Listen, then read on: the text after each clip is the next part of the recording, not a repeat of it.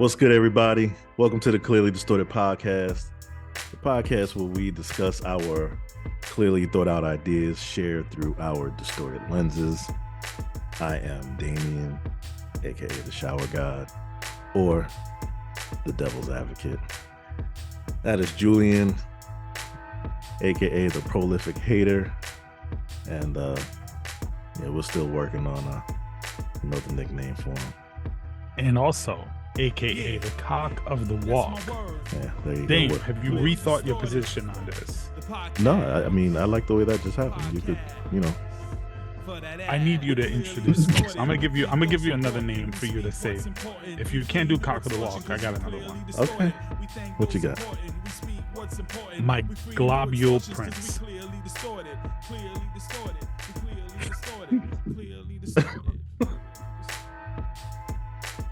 Woo! That was good, man. The look on your face. So Try that one.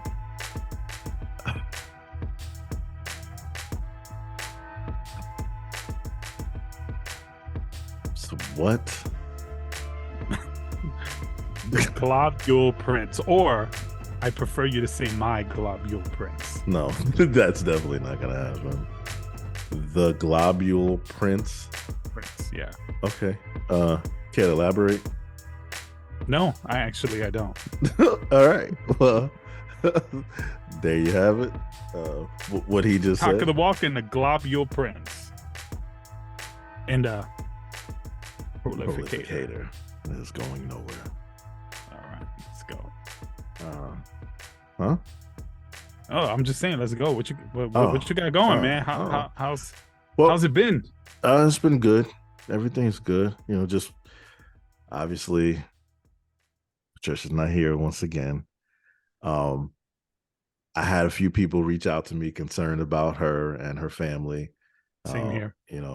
Being all that's going on in Turkey. So we just want to share with everyone that her and her family are well, and she'll be back soon.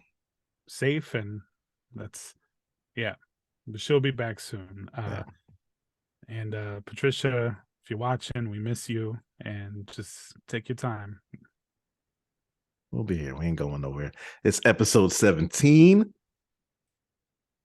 Yes, 17. Oh, by the way, when you come back, talk to this guy. Cock of the Walk, Globule Prince. We gotta have this conversation. Maybe we'll have Patricia do the intros, and she can call you. Whatever. It wouldn't be right if you didn't do it. I bet. Yeah. I bet. Anyway. So yeah.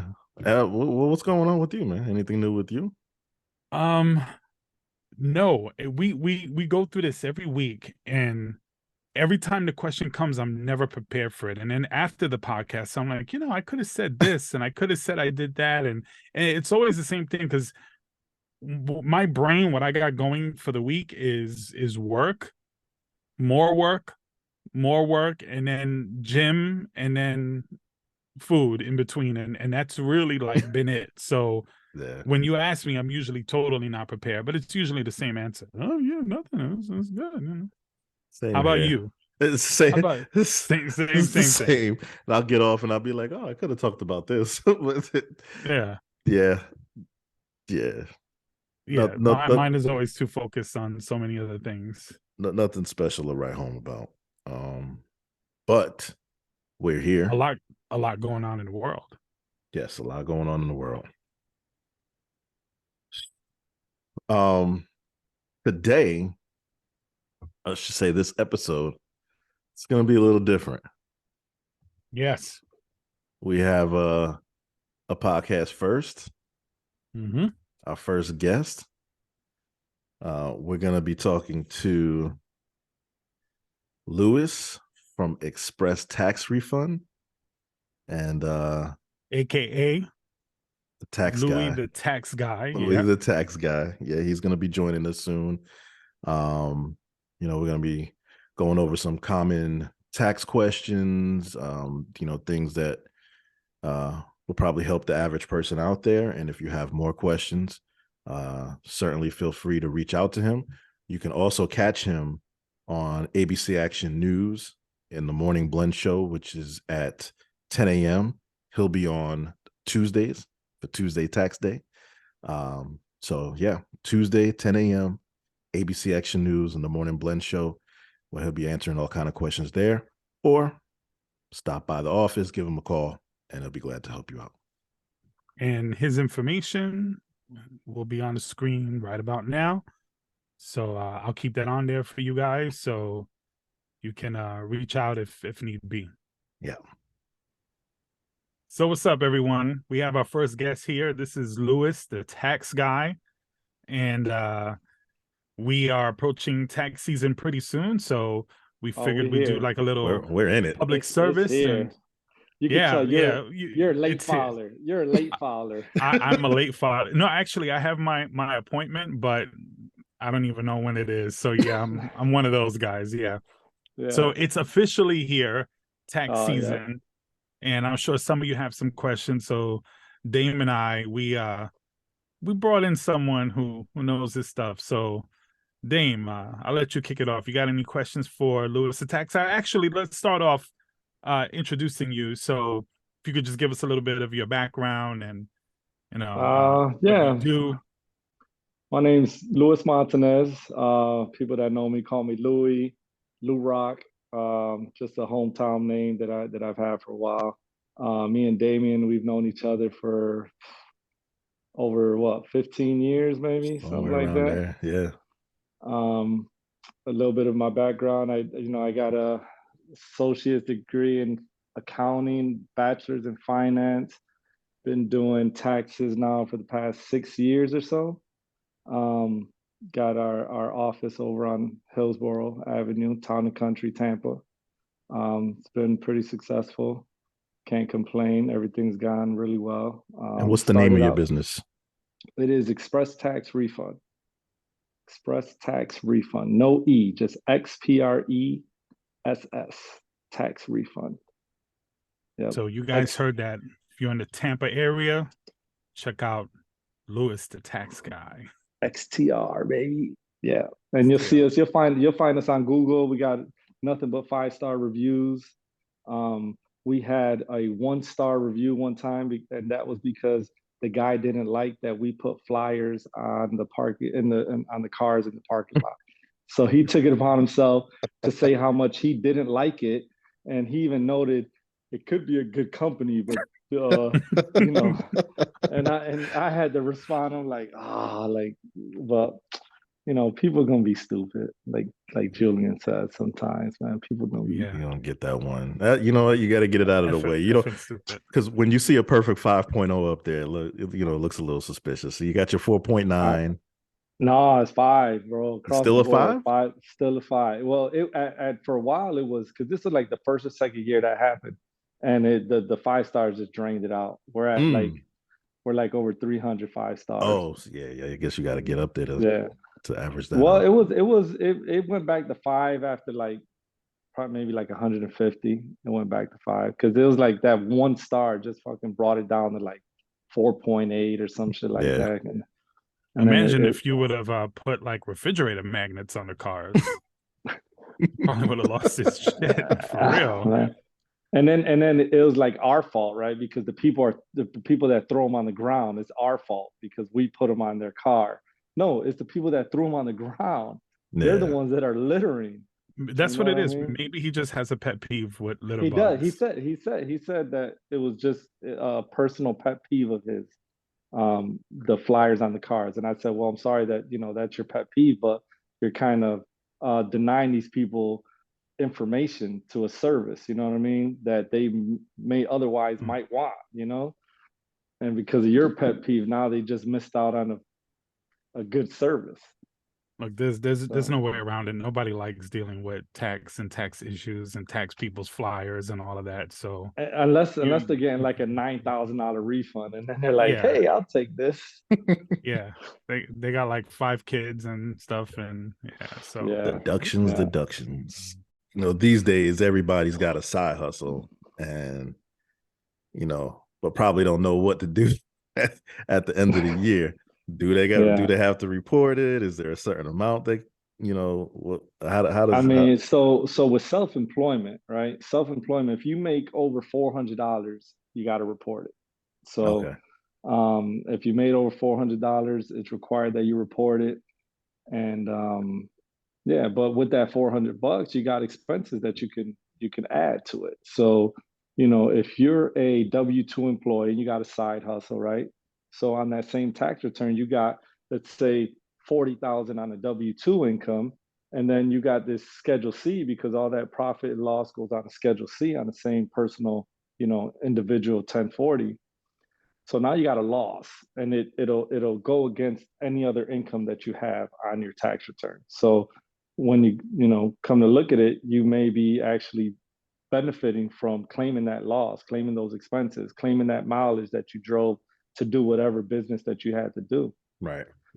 So it definitely can work out if you if it's, and usually the first year, first 2 years, a lot of times you did spend more money than what you actually made. So it's definitely beneficial to claim what you need to claim. Just more opportunity for deductions. Yeah, man. I mean, and it goes both ways, right? So some people, they're looking to buy a house.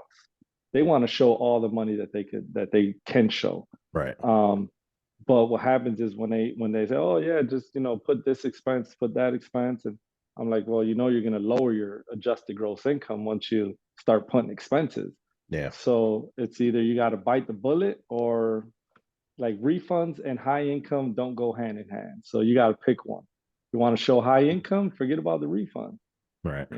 So yeah. Depends on what's going on in your life that year. Pretty much. And me as a tax, professional, I got to tell you the way it is. You're supposed to report everything. It's not my job to put a gun to your head and say you better report it. Right. That's not me. I'm going to report what you tell me to report. So hypothetically, I got a question then. So, and speaking of guns, right? So let's say I buy a house and the owner passed away. The house has been there for years, and I finally bought it. I bought it from the bank, and I happen to notice that there's a secret door in the basement, and in that door, there's some weapons, guns, maybe some bones, but there's also a briefcase with a bunch of money. Do I have to claim that? You're supposed to. They want you to claim money you made from selling drugs.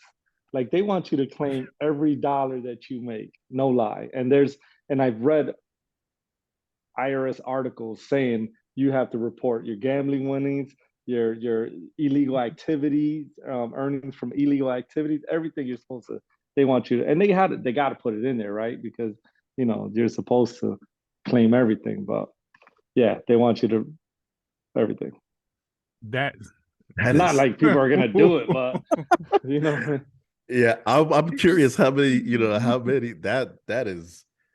that's like saying, hey, come and get me. But that's just them. That's just full disclosure, like them just covering all the They gotta say it even though they don't gotta expect say it. Exactly. Yeah. Gotcha. Just like So a lot of the I'm sorry, but a lot of the tax rules and laws, right? They're there, but they don't really expect people to follow it to the T because it's confusing and it's just some shit that people are like, why would I do that? You know what I mean? Some people don't even know that they're supposed to do certain things, but I mean, I guess Right. in the law, that's not always an excuse. But right. So how about if, like, let's say I got a monetary gift, like money from someone outside of the country, like maybe I go on vacation somewhere and somebody gives me like a large amount of money. Is that also something I would have to claim coming back in the States? So gifts, it gets kind of complicated with like foreign gifts and stuff like that.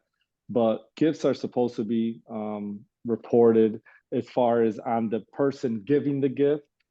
There's like a certain amount, a threshold that if it's over a certain amount, you got to report it. And for like 10,000 or something like that. I want to say for gifts, it's like 14,000 or something like that. And just a side note. So yeah, I do taxes. but there's always a special situation that you always have to refer back to the rule book. You know what I mean? There's so many different possibilities, so many different situations that it's almost impossible to know everything. So when I say something like it's probably 14,000, because those amounts change every year, and unless you're like studying this stuff for no reason, because it's you can look it up at any time. Exactly, right. It's just like the medical field, right? Like doctors always constantly have to refer to, absolutely, yeah. So it's the same thing, yeah. But so yeah. So for like, I work from home. So would I, in this situation, would I be able to deduct any of my like supplies that I buy, like for instance, my headset or, pencils, paper, all of that stuff? For your self-employment, you could, but for your W-2 job, no, because the W-2, there used to be an expense called the unreimbursed employee expense, which was an itemized deduction. They did away with that once they raised the standard deduction. They kind of doubled the standard deduction. That was back then when they had like exemptions. You could, count yourself as an exemption, and the standard deduction was way lower. But they raised it. They removed exemptions, and they did away with that deduction, the unreimbursed employee expense, because people used to take that and run with it a lot. But they did away with it. So now the only way you could deduct anything from your home or your stuff like that is if you're self-employed. It kind of sucks, but yeah, it really sucks, because a lot of people working from home nowadays, and there's no, unless their employer reimburse them, and reimbursements aren't taxable. So but that's something that the employer would have to agree on. Certain people can still do it, but the mass majority can't. And it's only like for performing arts people, certain military people, but it's very few careers that can actually use that deduction anymore. Yeah. Interesting. Yeah. That's a good question. But it's like, so kind of worked out, because before, let's say you're a single individual and you have a standard deduction. Back then it might have been $7,500, right? $7,500. That's your standard deduction, and then you get your exemption that might have been 4,000. So you're at like a $11,000 standard deduction. So to the 2106 was an itemized deduction. So you got to itemize, you have to have deductions greater than the standard deduction. And it was back then, it was kind of easier to reach that threshold. But now, like for a single individual, the standard deduction is 12,900 for this year. For head of household, it's like 19,000. For married filing jointly, it's about 25,000. So it's like it's harder to reach those thresholds. So like when people bring in their mortgage interest statement and stuff like that, we're like, yeah, it's not going to help you, because it's an itemized deduction that you got to reach the threshold, and it's not. You would have to exceed that. Exceed it for it to benefit you. Yeah. Right. Man. But with that 2106, it was kind of easy to do it, because you throw some mileage on there, you throw some uniform expense, supplies expense. Before you know it, you got like 10 grand in unreimbursed employee expenses. So now your itemized deduction is like 20,000 instead of like 11. Yeah. You always got to get rid of the good stuff. Yeah. And it was probably one of those highly abused. It sounds like it would be. Everybody's working from home. Back then, though, a lot of people weren't, though. No, I know, I think they knew that shit was coming, though. I think they knew that shit was coming, and they fucking strategized against it. Because if you imagine all these people that work from home today, yeah. So I got another question. So what would you say is something like a real big misconception that people don't know and aren't aware of? Something that you might run into often, where you have to kind of just keep like repeating because people just don't know? Something that could be Me useful. meals, like for self-employed people, meals. They just don't know what the correct deduction is for meals. Just because you're working for yourself and you go feed yourself lunch, that's not a deductible meal. You know what I mean? It's just not. So if you're in the process of a meeting, a business meeting, or if you buy food for somebody like a potential client or a contract or something like that, that you can, then it's deductible. But just because you're working for yourself and you're going to meet a client and you stop and get something to eat on the way there, it's not a deductible meal. Now, if you're out of town, if you're traveling, then the meals are 100% deductible. What if you have a daily meeting with your business partner for lunch? And you talk, well, your business partner, that'll get tricky because it's not necessary. Well, it is necessary and ordinary because it's a business meeting. Yeah, I could go for that. How But about if and you're but how about if you travel every day? if you travel outside your home area, Every day, yeah. That's your then business. hey, You're out there. like what do you mean by out there? Like Like, catching a flight?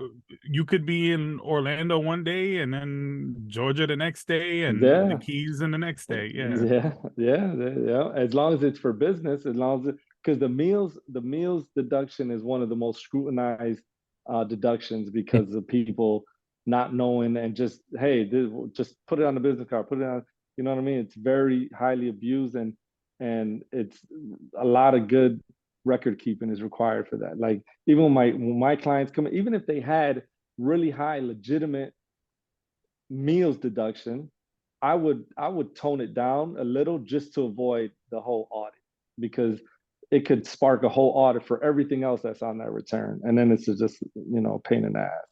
And if you're gonna put $5,000 for the year in meals when it's saving you $700 on your taxes, like it's not worth it. You know what I mean? Yeah, makes If you sense. own a restaurant, this might be a silly question. If you own a restaurant and you're like giving meals out, like for business purposes, is that deductible? I Or I drinks? would if you can giving out. What do you mean by like giving out? Just like You mean free, let's say complimentary for or like to Yeah, homeless? a comp for sure. Yeah, not like uh giving out to like your homeboy or whatever. Just like, no, you can't deduct that. It's Okay. complimentary. It's not ordinary and necessary for business. You're doing that because you want to do that. You can't, yeah, Okay. you can't deduct the money that was never earned, if you will. You know what I mean? Like, yeah, That is called a write-off. write off, Right deduction. off. Yeah. Yeah, yeah. I mean, there's a whole bunch of stuff that people can legitimately write off, and what the main one, the largest one, is mileage. When you're self-employed and you keep track of your mileage, you'll be surprised how much you actually drive for for your job or for your business. You know what I mean? And but the only way you'll know is if you keep track of it. And there's apps. I use Mile IQ. Mile IQ is so dope. You just install it on your phone. It runs in the background. It feels you driving. It starts tracking. Once you stop, you'll get a notification. Was this drive personal or business? You swipe left or you swipe right. Left is business, right is personal, and you just log your mileage. And then at the end of the year, you got like 9,000 miles that you drove just for business. And you're like, holy shit, this is a freaking $5,000 deduction. Is Hmm. is mileage better than gas?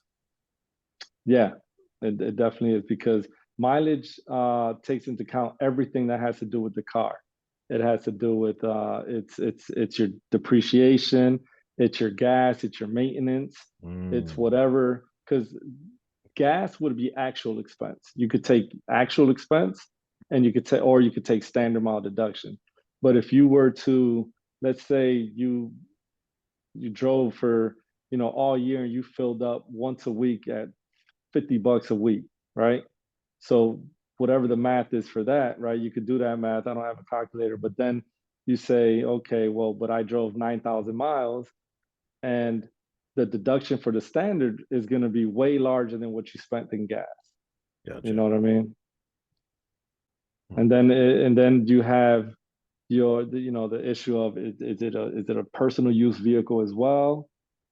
Is it 100% business use? So the standard mile deduction is way easier and way easier to take. And it's what kind of information would you need to support that claim, that deduction? A mileage log, like Mile IQ, they're IRS compliant.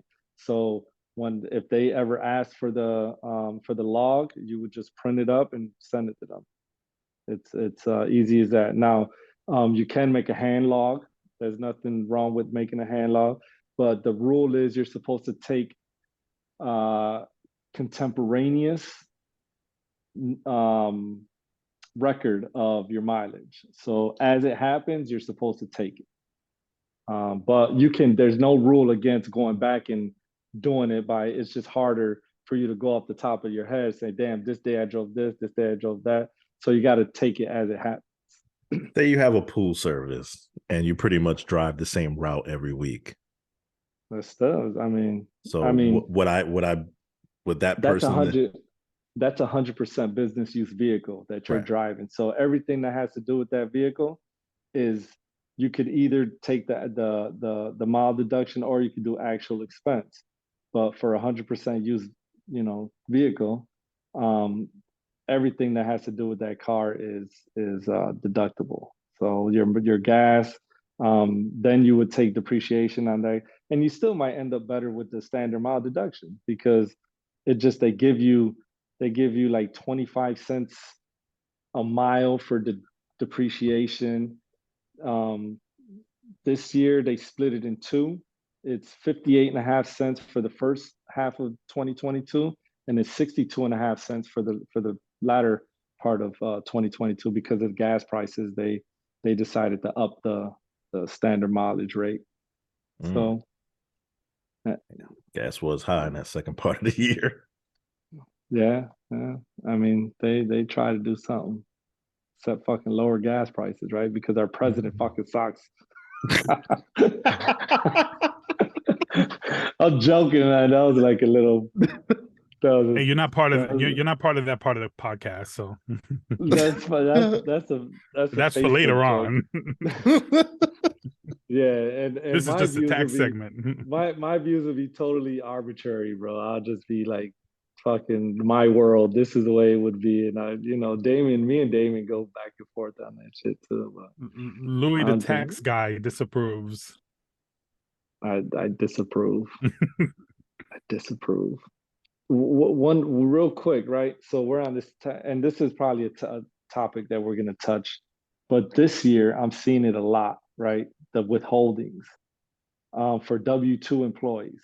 It's a major issue going on right now with the freaking withholdings, because when you start a job, you fill out a W-4, you tell them, okay, this is how I'm filing taxes. I'm going to be single when I file taxes. I'm going to be married jointly. I'm going to file married separately. I'm going to file head of household. Whichever way you put on that W-4 is the way that you better file taxes, because your withholdings are going to match whatever. If you put dependents on there, they're not going to take out as much taxes, because when you file taxes, they're going to think you're getting these credits for the dependents, so they didn't need to take out as much taxes because they'll get it from the credits, right?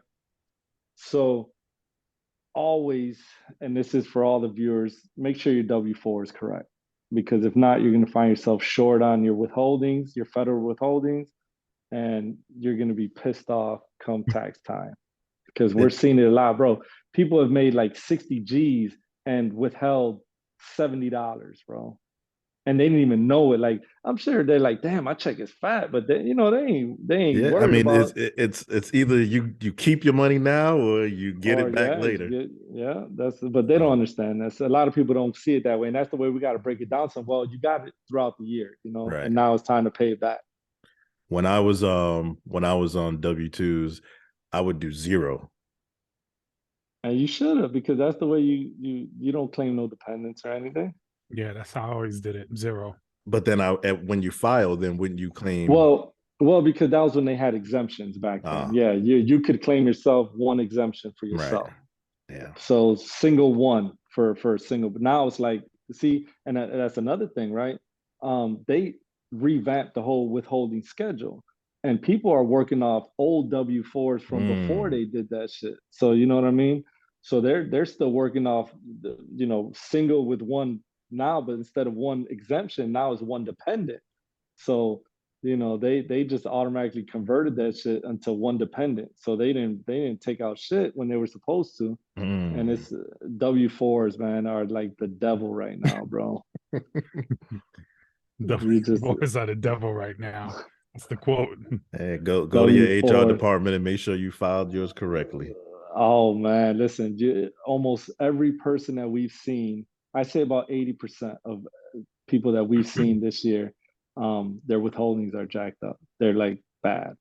I wonder why the change all of us, like why all of a sudden everyone. And you know what? I think it's got to do with the payroll system. Whatever payroll system they use, they don't got it right, man. They got it jacked up. And people too, I've seen it that people said they updated their shit and the same thing happened, because we've had people that this happened to last year, and then we tell them, look, we give them the W-4. This is what you do. They fill it out. They take it to the job. They give it to them, and this year, same shit happened. So it's like, what did they change? Like, you're trusting this HR department to fucking change your shit, and then but you gotta pay attention in your pay stubs. You know what I mean? You gotta see what they're withholding. If you see that they're only withholding $7 and on a $1,500 paycheck, then wrong. Something's wrong. Yeah. Like, damn, the government is doing me right until the end of the year, and then you're just like, what? I mean, beginning of the year, you can't be mad because you just got your money up front. You still got the money, yeah. You got still your money up front. But people rather chip away at it instead of having that big ass, $3,000 due at the end of the year. They rather pay $100 a paycheck because they don't feel it as much. And I tell people, if bigger refunds is what they like and they're terrible at saving money, you could adjust your withholdings too, because you could, even if you're single zero, you could put additional withholding, put an extra $20-$30 in that pot. You know what, you got a refund coming to you at the end of the year. It's a terrible way to save money because it's you're giving interest-free loans to the IRS, but for those people that don't like to save money, that's like a mandatory way to save money. At the end of the year, they do their taxes, they save $1,000. It's good stuff. Yeah, good stuff. Well, we covered a lot, man. You answered some questions that I didn't even have to ask. Yeah, for sure. What I got one here still. So I bought a house last year. Can I claim any deductions? If you have enough to beat the standard deduction, so when you itemize, right? When you itemize, you're deducting your mortgage interest, your property taxes, any PMI that you paid on your mortgage insurance. And so let's say you're a single individual, your standard deduction is $12,900, right? So you're at, like, with your interest and your taxes and the PMI, let's say you're at like 10,000, right? So you're still a little short. You're still almost $3,000 short. But now there's other itemized deductions that you can take, which, like, charitable donations, medical expenses they have a floor that you have to, it's like 7.5% floor to your AGI. So anything after that you could deduct in medical expenses. So once you're itemizing, you could just throw shit in there. I mean, if someone goes to church and they donate $20 a week, that's a cash donation. If you brought stuff to Goodwill, old furniture, old clothes, whatever, those are all charitable donations. Like my garage full of furniture. There you go, man. Yeah.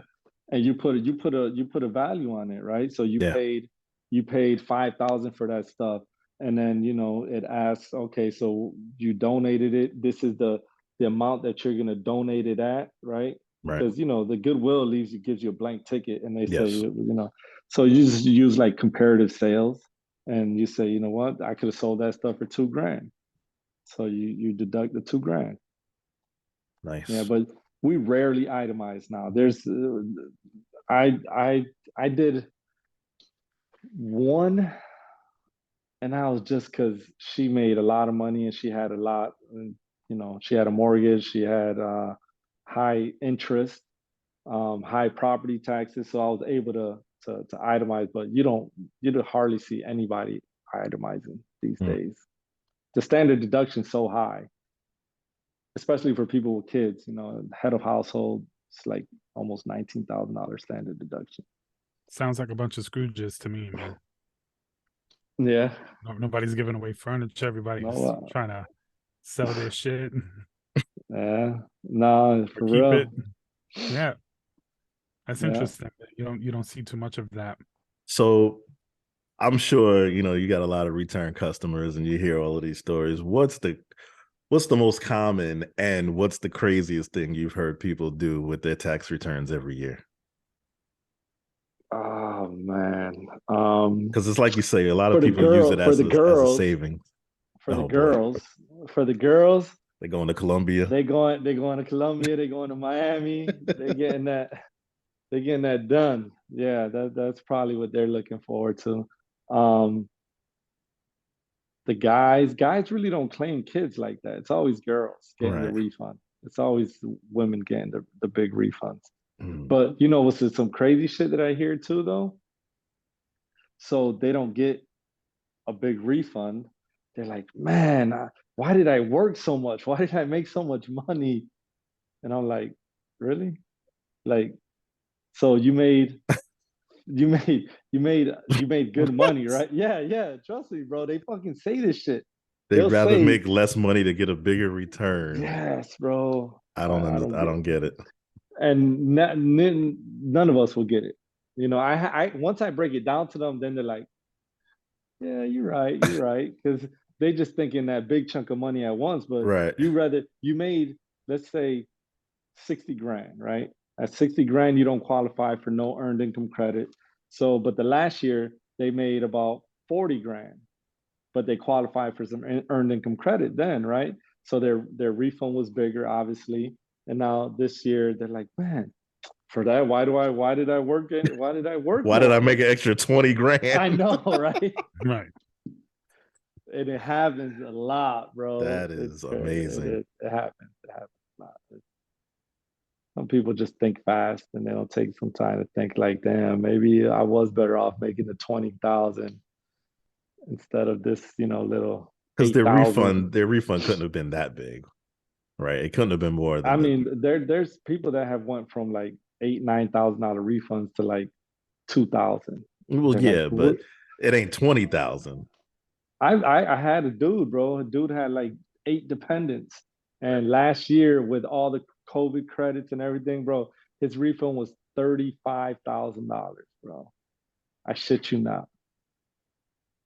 Yeah. Wow. And yeah, he got it too. He got it. Damn. And that was because there was maybe we got to have him on the show. What did you do with your 3,500? 35 grand. 35. Yeah, man. That's 8 kids, details, bro. I 8 kids though. It might have been 9. Might have been 9 kids. It was a lot of kids, bro. I think it was like more like 8. Yeah, it might have been 9. That reminds me of Octomom. It's like that Octomom chick. You remember her? Yeah, but I just came across this story. It was even crazier than that. It was completely not related to taxes, but having a lot of babies. That there was this Russian couple back in the 1700s that had 69 children in 40 years. They had like how is that even possible to reproduce that many fucking They had kids? like 6 sets of twins, like 4 sets of triplets. It was it was something crazy. No cable in their house. No cable, internet, no books, cable, no board games, no nothing. internet. It's fucking, hey, you want to fuck? I mean, 69 kids. So I'm just trying to understand. So that means that she probably she would have had to have kids past the age of 80, unless like she had. That doesn't make sense. It was mathematically. It doesn't. It was within 40 years. But how? Because did she have like a whole bunch of set of like triplets? Yeah, she was having twins and triplets, and there was a few groups of quintuplets. Yeah. So she had litters. Yeah, litters. Yeah, pretty much. Yeah, she sure enough had litters. Pretty much. And then the guy, and then the husband, after she died, he went and had 18 more kids. Yeah, that's a fertile mother flower, bro. But again, so it must have been him, because again, he was having the twins and all of that shit. So look, I'm gonna say something that's not gonna sound right. It's not gonna sound right what I'm about to say, but I have to at every time. I would say after like 10, 12 kids, I don't know if I want to keep going back in the same well. You know what I'm saying? Like, I don't know. You know, sorry, but that should never even cross my mind. That should never even cross my mind. You got a special way of thinking, Julie. No, you know I'm right, and you know you're thinking it now. And the both of you don't play innocent. Your ladies are watching this shit. Hey, but after like 20, you got to be like, all right, like. Time's up. Like it's jacked up. Like I don't know. Like I don't know. I'm sorry. It's beyond repair. Listen, these days they have surgeries, and doctors they can they make that thing snap back. But we're not talking about these days, bro. Right. We're talking about in the 1700s. Yeah, that thing was worn out. You were just talking before we got on here. You were just talking about you just had goulash. That shit would look like a goulash after like 69 times. Oh, kids, that's like. Yeah, that's pretty. We always somehow we find a way to. But we're men, bro. We're still gonna smash it. we're men. Apparently he was. He didn't have no problems with that, man. It's snowing outside again. What am I gonna do? Yeah, that's it. I wonder if she ever told him, if that couple ever had a conversation where she's like, "You don't pay any attention to me." She couldn't. I wonder if that shit ever happened, right? That was probably the one thing that was never said. Oh man. Yeah. Well, you said they were in Russia, right? Yeah. It's cold as fuck over there. Yeah. It's cold and gloomy all the time, huh? Yeah, it's one of those things, because I see a meme and then I just I gotta go do the research and dig into it. There's traces of it that present that this could be true, but there is no actual. Oh, so this is a myth, bro. No, it doesn't seem like it's an urban legend. Ah, bro. No. It's in the same book. Daym does this shit all the time. He drops this stuff, and then it's not really what he first said. With the dude with the 18-inch cock, bro. It's in the same book. You should have just left this shit alone. No, the issue is the record keeping in those time periods. That's the challenge. Damn, nobody cares about it. The only thing people want to know is the action, bro. Like nobody cares. Like you didn't have to give us that info. All right, we'll cut it out. Just chop it out, son. Chop it out. Cut this all out, then. Fuck it. Oh no, some of this gotta stay now because we're talking about the homeboy hitting the goulash. We're talking about the stuff people want to hear. Yeah, he was hitting the goulash. The goulash, American Pie status. Kind of feels like we got Patricia on here when she's not here. Damn, Patricia be getting down like that. Yo, the two of them together, bro, is out of control. And ironically, like they had 69 kids. Like, yeah, there was no 69 going on, obviously. Yeah, hell nah. None of that. Anyway, they weren't nothing. This is our tax segment with Louis, the tax guy. Thanks for tuning in. And this is all about dependent credits. Okay, this segment is based on dependent credits. And, so if you could squeeze out 69 in 40 years, you will be a millionaire. Yo, your return will be amazing. Yeah, I mean, imagine imagine that you like they go to their tax guy and it's like, oh, 6 kids this year. You're kind of light this year, right? Couldn't 6 imagine. kids. Couldn't imagine. You only 69 in 40 had years. 3 twins this year. You know what? I don't think in 40 years of my life I've even seen 69 kids. Yes, you have. It's crazy. It is. Yeah. Yo, the family picture was crazy. That's what was Bro, crazy. imagine that family tree. Like they might end up fucking each other's cousins, like because they're somehow related. Yeah. They all would have to move like to the other side of the world just to keep the inbreeding at bay. That's yeah. You Man. imagine? Nah. Like one day you're just talking to your girl and then you're talking about fucking Uncle Chris and be like, hey, I got an Uncle Chris. Yeah, And let's then go to ancestry.com and see what's up. Yeah. That would be horrible. That'd be sad. Sad day in history. I'm sure it happens. Anyway, that goulash is destroyed. You ever had a goulash, bro? No, but you said tuna fish and you don't like fuck with that. You don't like tuna? I don't like tuna. I don't like mayo. I don't like any of that shit. Even when you were describing it, I was feeling like seriously.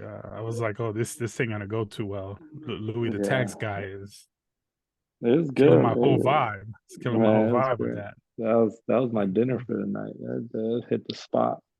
My son had one too. I made my son one too. He loves it. Out. My kids love it. They love it. Why are you doing that to them? It's not a bad meal, bro. It sounds like a meal you would only eat in Russia in the 1700s. But Louis the tax guy, really appreciate you taking the time. This was a whole lot of fun. Man. Thanks for having me. Yes, appreciate Thanks for having me. And if anyone good laughs and so just tell everybody what you got going, what so if anyone needs some help or some advice, or even if they want us hire us for the tax preparation, we do remote preparation, or they could come into the office, people in the Tampa area. We're at 7730 West Hillsborough Avenue, Tampa, Florida. You can look us up on Google. You'll find us. Xpress, Xpress, tax refund. And if you love Joe Biden, Louis the tax guy, he'll take good care of you. Listen, I don't know nothing about that. And we can also see you on Tuesdays, right? Oh yeah. For the next 3 Tuesdays for the people in this area, ABC Action News. From 10 to 11 is the morning blend. Whatever time they air my segment, it'll vary. But yeah, I'll post it right after anyway, because once they air it, they'll send me the link for it, and I'll be able to post it right after. So what do you do on there? We talk about different tax tips, kind of similar to what we did today, minus all the others, all the other. Keep it PG. Yeah. I guess the host, she just asks questions, I answer them, and just give some tips and stuff. Very similar to what we did today. Cool. That's great. I need to start posting more on like social media, but I hate posting. But it's like I got some good feedback from that post, and everyone's like, good tips, keep them coming, all that stuff. But I'm not a poster, man. It's all right. I'm gonna make sure you post it. Don't worry. Yep. You got to post this segment too. So, everybody got to see the funnier side to you. Yeah. They're not getting that on the morning blend. No, they're not. That might scare them away. Oh man. Yeah. But for sure. Thanks for having me, guys. All right. Thanks for getting on with us, man. We'll talk to you soon. All right, man. Y'all be easy. Have a good night. You too. All right, Daym. That was actually pretty fun, man. Yeah, I had a good time, man. That was good. I thought it was gonna be, serious tax questions and answers, but had Well, a good some, time yeah, with Lou Rock. yeah, and yeah, first guess, man. That was a lot of fun. But That was fun. That was fun. I had a good time. We should try and do that a little more often. definitely. So stay tuned, everyone. So what we got up? First topic. Man, we can't start anywhere else without talking about the major earthquakes devastating Turkey and Syria and their continuous aftershocks every day. They're still experiencing aftershocks that are of like earthquake magnitudes. It's unimaginable. So Yeah, I saw this like little graphic where they kept showing like all the like pulsing yeah, of like all the different aftershocks. What's happening over there is devastating. yeah. To say the least, that started, what was that, Monday? What, a 7.8 earthquake or magnitude on the Richter scale, which qualifies as a major earthquake. And then hours later, they had a 7.6, which is, pretty severe. And this is within like 50 or 60 miles of each other. So the same area is feeling It's just getting pummeled. Yeah. right. And then, like I said, for every day since, and some multiple per day, they've had like 13 aftershocks ranging from 5.5 to 7.5 magnitude. So it's people are, even those who haven't lost their home or where there's still standing structures, are living outside because they're scared to to to go inside, which I can't imagine, you know, being in those circumstances. Yeah, you've seen some of the footage. I saw one, just a building just collapse, like it, there 1 second and gone the next. So um it's pretty horrible. I know, obviously, we know Patricia lives there. We've spoken about it a bunch of times on the podcast. So she's, thankfully, she's not there now. So but it's devastating. She has family there still, and she's I couldn't imagine that. I mean, it's one thing, like, as Puerto Ricans, right? When we see in Puerto Rico get devastated with hurricanes, and then now Patricia goes through this with Turkey. It must be really hard on her. But there's so many families now displaced. Countless of people, confirmed dead. Still Yeah, tons of people just missing. It's horrifying, and I feel like the news has done a pretty good job early on covering it, but it's really starting to taper off as far as like some of the coverage that I'm noticing. Um, but it's still one of the more major things that we're talking about in the world. But yeah, I just hope that the energy continues, because typically in the States, this stuff becomes old news pretty fast. yeah. I think when it's because it's so far away and it's not impacting most of us here, that it's kind of easy to just go on with your day or lives. But um so far, 23,000 deaths have been confirmed, and I would not be surprised if that number hits six digits before it's all said and done. Um, it was I think 23,000 deaths confirmed, over 70,000 injured. That's in Turkey. In Syria, it was over 3,000 deaths confirmed and 5,000 injuries. And the information is probably harder to attain from Syria because there's parts of the country that is not run by the government. Um, there are rebel forces that control parts of the country. So who knows what information we're getting from there. But one thing for sure is a lot of people are devastated and they need some help. A lot of help. A lot of what I've been seeing. Yeah, go ahead. No, please. Just going to say a lot of what I've been reading and, you know, from also some conversations that we've had with Patricia is the people in Turkey aren't too thrilled with the response of the government. It's slow, some have said, or showing up with inadequate or wrong equipment. They just don't seem to be equipped to handle something of this magnitude. And that is unfortunate considering the history of earthquakes in that area. Here's the thing, and I'm not excusing their government, but this is something that we see often, right? Where there's a major unexpected natural disaster, whether it's in the States, whether it's in different countries. And I would say most times it seems like the government is not totally prepared for it.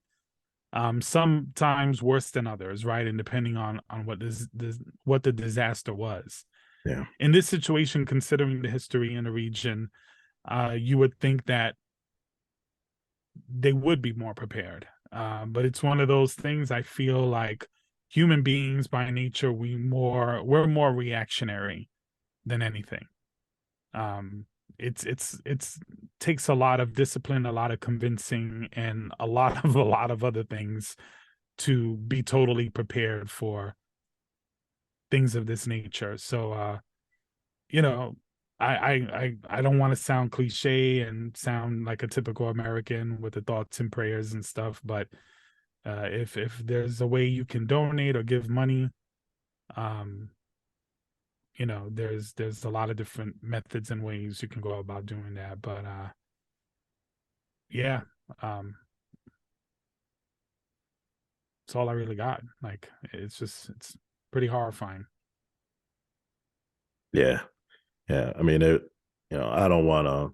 There's like I was saying, a lot of concerns about the government and a lot of things that were supposed to be implemented that weren't. But you know, it's not the time to harp on, you know, that stuff. Right now, the focus should be on the people, saving as many as we can, and you know, then once we get past that phase, then you know, we start dealing with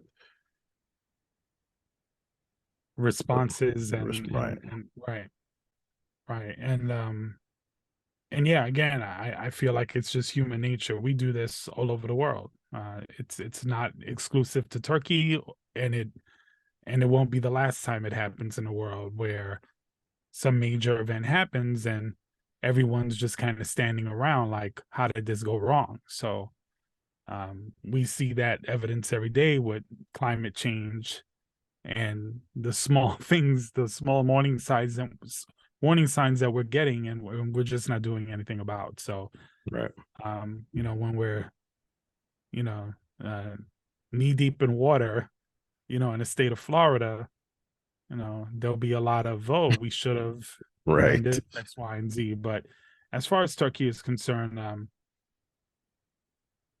it's an amazing country. It's a beautiful country, and I'm sure many parts of it is going to be devastated for years, but they will rebuild for sure. Yeah, the UN I know has made it in there, and they're providing assistance.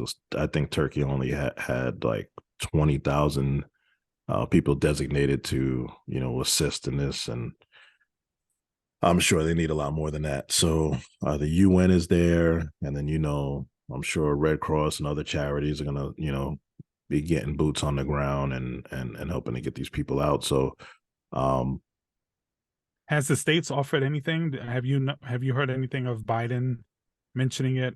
I don't know. I haven't heard that. I have not heard either. Doesn't mean it has not happened, but I haven't heard of that. Well, you know. Yeah, I think that stuff will probably come a little later, you know, when they get into the rebuilding phase and stuff like that. But you know, right now they're just focuses on pulling people out of rubble. staying safe anymore. Someone who was under just before we got on, I had seen on the news someone that was buried for 100 hours and they were pulled out and were alive. So there's still hope, but obviously the quicker we can get to people, the better the chances are. Julian, Joe Biden's second State of the Union was one for the ages. It seems like that's been a trend lately. Like things have been happening where it's just like, wow, that's crazy. Like with the NBA deadline, the trade deadline, it was just that was crazy, right? That was crazy as well. But so now Joe Biden comes out. He kind of had a swag about him, right? I did not intend to watch it. I heard my mother in my mind saying, the State of the Union is on, right? And normally she would text me. She didn't. But I put it on anyway because I was expecting a call from her. And I just didn't want to be disappointed, by, his typical speech flubs. And listen, I don't think I've seen him look sharper. Even when he was young, right? Right. Yeah. He, it didn't seem like he was reading much of anything. He had the statistics right off the top of his head. I think he got a couple of. I read some fact checks where he didn't necessarily say something wrong. He just like a piece of it was just said wrong. They all do that. So right, yeah. So, I was impressed thoroughly to the point where I went back and I made like 5 or 6 bullet points of like the big moments of the night. Or the big hot topics of the night. So just my quick thoughts on the whole thing. I thought on top of some of the meat and potatoes, he had a lot of garnish in there. He had a lot of spice in there. You know what I'm saying? It wasn't just, a typical, presidential State of the Union. There was a couple of zingers in there. Even when Marjorie Taylor Greene was screaming liar, it didn't faze him because he was in that mode where I felt. And at one point, he even kind of commented that he kind of enjoyed the combative nature of the way that was going. And I'm always intrigued in the House, right? When they have these events, when you see the Republican side and the Democrat side, and those are clapping, and those I'm always watching like who's clapping, who's standing, who's not. Right. Their facial expressions. I gotta say, I don't know. Do you got Mitt Romney in your notes? Mm-mm. So Mitt Romney, in that whole thing, they got footage of him confronting what's his name, George Santos. Yes. And telling him, "You don't belong here." Mitt Romney was like, "Your ass don't belong here. You're a fucking disgrace." As he should. And I gotta say, Mitt Romney, he's my favorite Republican. Really? I don't like Republicans. I have bad feelings for them, but I like Mitt.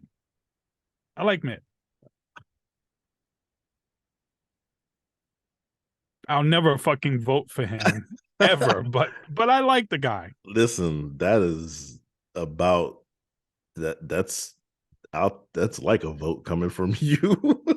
I feel like he's one of the few Republicans today that are really principled on his beliefs. Yes. It's rare to see, even on the Democratic side, right? Where you're listening to a politician and you're not sure if they're being genuine to themselves or they're just pandering to a group. And he's done pandering when he was running for president. Everyone does, because you want to be liked. You want the votes. But the way he seems to vote, govern, and speak and walk and talk seems to be based on what he believes. Now, of course, I don't agree with a lot of the stuff he believes, but I do like the fact that he seems to be principled, and that's important. No, I would agree with that. I mean, to be well, he was the governor of a blue state Right. for a while, so I'm sure that has something to do with it. He'd be a Democrat if he wasn't a Mormon. There's no doubt about it. That's interesting. So the only separation is his religious view. His religious views, pro life. His religious views definitely guide a lot of his policy positions. But anyway, back to the State of the Union. Yes. So, what stood out to you, man? First big point was return of the billionaire tax. He They were pissed. Look at you. Yo, the looks on the face. With McCarthy sitting behind him, like he was trying to be on his best behavior. I gotta give him credit. But there was times where he was getting squirmy in his seat, and yeah, it looked like his asshole was itching, bro. So, with the return of billionaire tax, Biden wants to has renewed his call for levying a tax on billionaires and corporate stock buybacks, which he emphasized a lot to reduce the federal deficit. So yeah, that's a loophole that definitely needs to be closed down, and apparently he's going to do it. But when he said, I just like the way he talks, because we know he's probably wealthier than most of the people, but he constantly reminds you that he wasn't always wealthy, right? He has to let you know. Before he was vice president, he was literally taking the train or whatever to, every day to work. Like, he was still doing that, being a very well-known politician, right? So, like, just I guess stay grounded. Maybe that's his thing. But he wants to represent that blue collar. So that's really what he tries to do. That make himself relatable. Yeah, that he's that kind of guy. He's always. I mean, his name is Joe. You know what I'm saying? Like, right. He's just got that vibe. There was one part, I don't know if it was during that segment. I was actually at the gym during the State of the Union. So, as I was listening and paying attention, I got distracted several times. Picking up my bag, going from one spot to the other, but there was one part where he's just like basically telling them like, hey, if you vote this in, I'm gonna veto it.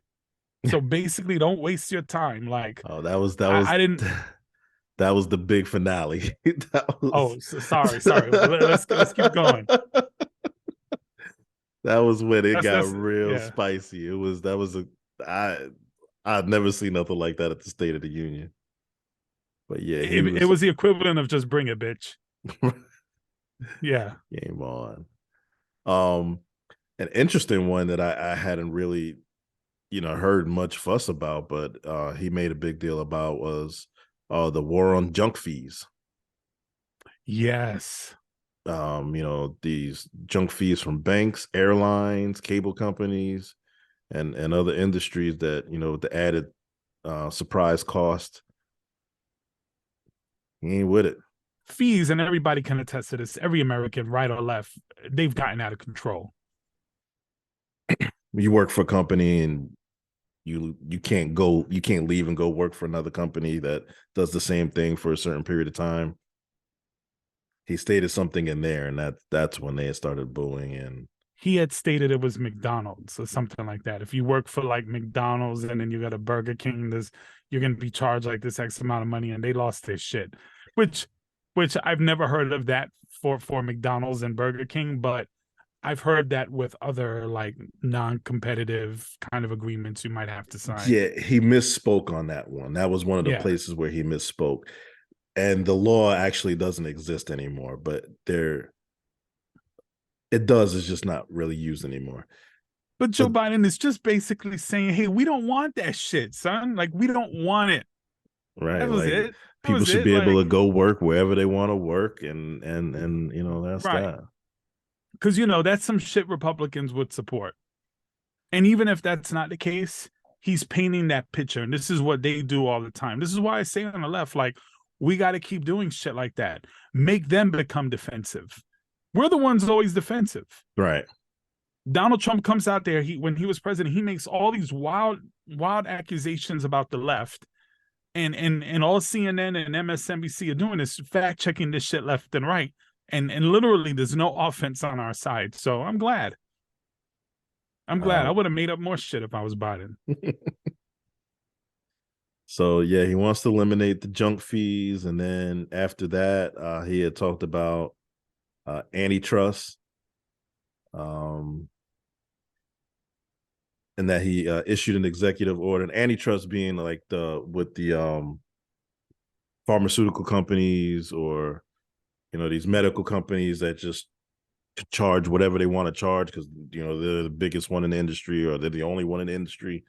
So in October, he signed an executive order allowing hearing aids to be sold over the counter, which made them much more affordable.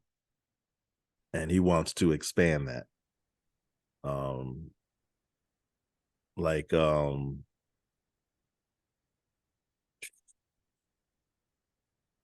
Trying to think of what the example that he gave, but basically that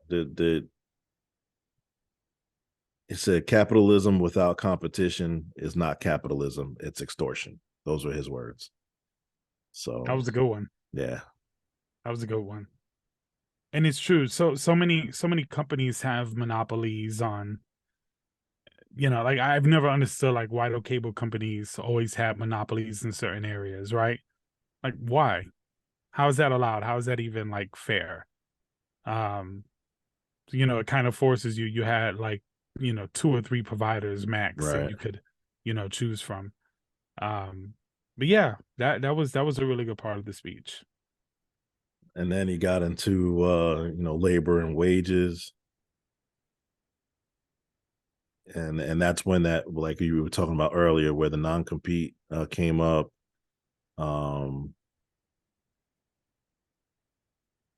So he already assigned an executive order on the federal for the Federal Trade Commission to ban and limit non-compete agreements, but obviously that's on the federal level. They want to take that further, so that's something that would have to go through Congress to eliminate non-competes. But I mean, when you think about it, non-competes are really silly at this point. It's just like, it's restricting you from gaining other employment. Right. I could understand like in certain industries, but for the most part, I would agree it's pretty outdated.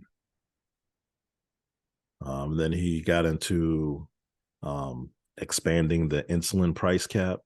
So for those that are on Medicare, they'll pay no more than $35. Right. And for insulin, and he wants to make that across the board for everybody. He said there are millions of other Americans who are not on Medicare, including 200,000 young people with type 1 diabetes that need insulin to stay alive. Let's finish the job this time. Let's cap the cost of insulin for everybody at $35. Yeah, and that's because the person who discovered it or whatever didn't patent it. Right. Because of the serious nature of diabetes. Because he wanted everyone to have access to it. Right. Almost like what an amazing concept, right? To have some kind of compassion over money. Diabetes, I'm a diabetic. Plenty of people in my family have diabetes and type 1 and 2. And it's devastating. Anyone who knows, what it does to you. And I think a lot of people just have this misconception that, we just eat a bowl of sugar every day and then we just become diabetic. It's not that at all. But, people do, it's an easy thing to dismiss because they associate it with bad, eating, poor choices, health choices. So it's easy for people to not be compassionate about it, but it's so widespread now throughout the country. So many people have diabetes or know someone who has it. And the idea that you would ever even charge any kind of exorbitant amount of money for a drug that should be readily available, it's crazy. It's just like now, I don't know if you know, there's another diabetic drug that they created specifically for diabetes called Ozempic. But they discovered, not too long ago that that drug actually helps people really lose weight fast. Celebrities are known to like use it. So of course, it's very difficult for diabetics to get their hands on it because so many people are using it as a weight loss drug. That's crazy. Yeah, Same thing going on with Adderall.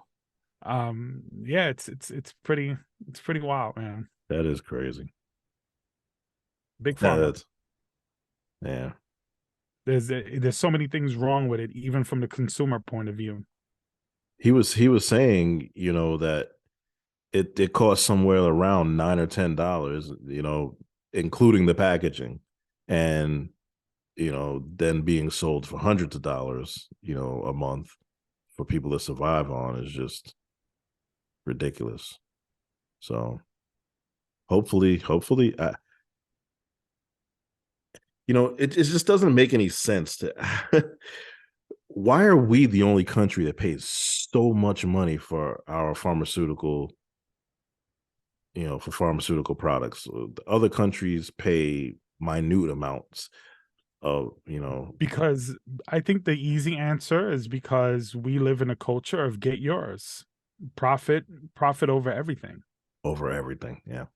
Over everything. That is literally what determines your status, the amount of respect, calling people geniuses just because of their wealth and their fame, in the political sphere and in music and in film, entertainment in general.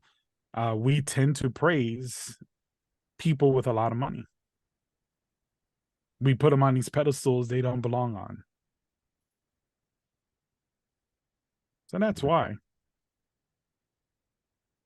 I remember hearing, at some point that this was a country of the people, for the people, and by the people. So maybe we should get back to that. So yeah, then they moved on to, which was the big moment of the night when they were talking about Biden says, there's some Republican, not many, but some that want to end Social Security and Medicare. And the Republicans went crazy, booing, Marjorie Taylor Greene screaming, "You're a liar." That's probably going to be the biggest mistake of her career.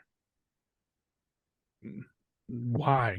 Because she pinned them in a corner. Because Rick Scott really does have a bill that he's trying to pass to it's called sunset something or other after 5 years. Like they'll have the ability to debt it like every 5 years it'll come up. I don't think so, because that's something Republicans have been kind of doing for years, but then they always deny that that's what they're doing. Or they say something to the effect of, well, we just can't afford it. Well, that's exactly what happened this night. Right. So he raises that, and then, it's national TV. They can't all just sit there and smile. So they start booing and calling him a liar. So he says, well, I guess that's off the table then.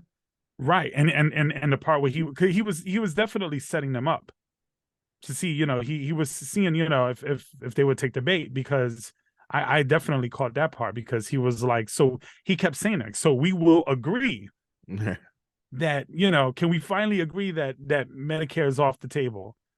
And, you got but you notice that they weren't totally cheering that shit. No, so because then when he accuses they really do want to end it. Right. And then she says he's a liar. It only just, yeah. It's amazing. So, but that's what I'm saying. Like she because she made that a huge moment by screaming out, "You're a liar." And then he was like, so folks, as we all apparently agree, Social Security and Medicare is off the books, right? And they all just crickets. Right. That was Yeah, I don't know if that hurts her because they, like I said, they constantly lie and it just doesn't seem to matter. But it's definitely something that will be used against her. I know here in Florida, I would say they're a large portion of their base is the seniors. Yeah, but they don't know what the fuck is going on, man. They were watching that. I want to see if it had, the polls will come out eventually and see how seniors reacted to it. It was no mistake. Biden was just here yesterday in Tampa. Well, for future campaigns, that should be something that Democrats hammer over Republicans constantly. Let's see. Maybe he's going to do it.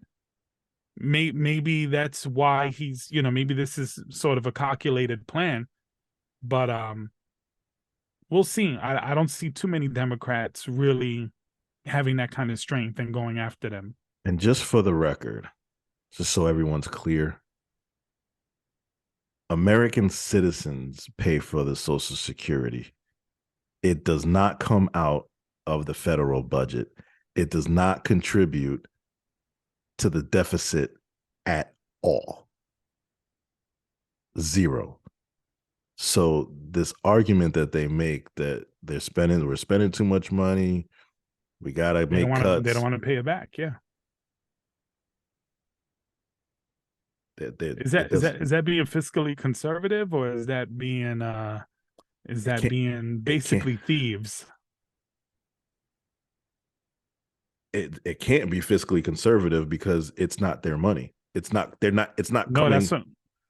I'm not asking. That was a rhetorical question. I'm just posing that, like, they consider themselves, we're financially responsible, but right. That's not being responsible. That's literally stealing from your right from the citizens, from the people. Unbelievable. So that was to me was the big moment of the night, and I think will be the most memorable for everyone as well. I actually enjoyed watching the State of the Union. Well, wrapping this segment up, I hope to see more moments like that from Joe Biden. He had energy and he was pretty sharp. Definitely had a game plan going on there. I don't know, maybe Obama called him before the State of the Union, or gave him some tips. Obama, he had a couple of moments like that. I remember they had that healthcare summit. To me, that was one of the greatest political moments I think I had ever seen.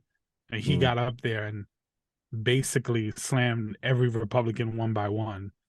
It was pretty great, and Biden kind of had his moment this time, so it's pretty dope. And shortly after, he made it crystal clear that he is running again.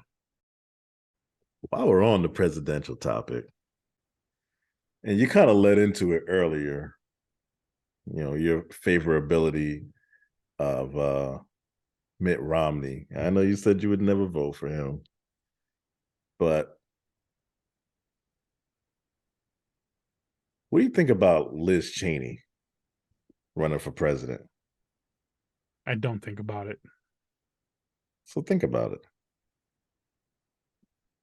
I think her leading the January 6th committee. January 6th committee. I think that was definitely a presidential move on her part, but she's just to me another Republican. Well, in a lot of areas, she seems to favor the Democrats. Look, people like her, John McCain when he was alive, Mitt Romney many times, they occasionally have moments of common sense. And I mean, maybe I'm not giving them enough credit, but occasionally they seem to kind of have a good understanding of certain things.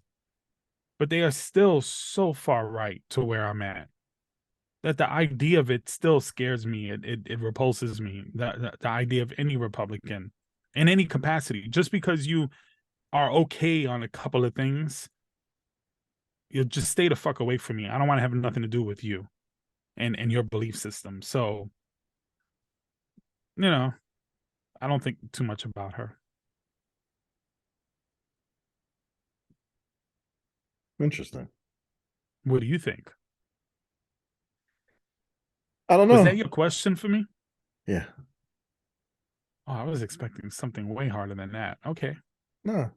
Well, I didn't really ask the question the way I thought it. Would you support her as president? Was the question. But Daym, hell no. Hell no. She could be going up against a bunch of penguins, and I'm voting for the penguins, bro. Like, there's no way. I thought it was interesting. I mean, she supports gun reform, gun law reform.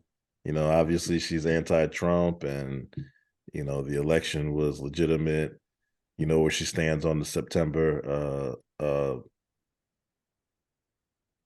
September. What am I trying to say? January. Sorry, where she stands on January 6th event. So Look, there's if she takes that R away from her name and switches it to D or even I, and she changes some of her policies, and she's the choice between her and Donald Trump, of course I would support her. But outside of that, I don't go for any. I believe that the idea of being conservative, being right wing, even if it's more on the moderate side, is too extreme. Yeah, where it got sticky for me is she has a pretty hard stance on her pro-life position, and she was elated, to say the least, when the Supreme Court, pulled their shenanigans. So See, and that's a non-starter for me. Yeah, because that means every justice that she appoints will uphold that, and it's not something that that I think I could ever take lightly. So yeah. I was reading about it, and when I got to that, I was like, ugh, because it's like, make no mistakes about it. She's pro, but everything else, it's like she's all right. Yeah, she's pro-life in the womb. Yeah. Anyway, enough of all of that. Is she pro-life in the nutsack though? I wonder.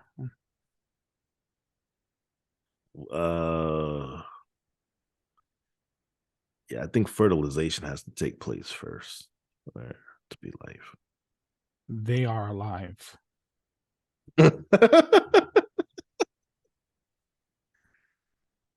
Okay. Those little globules have life.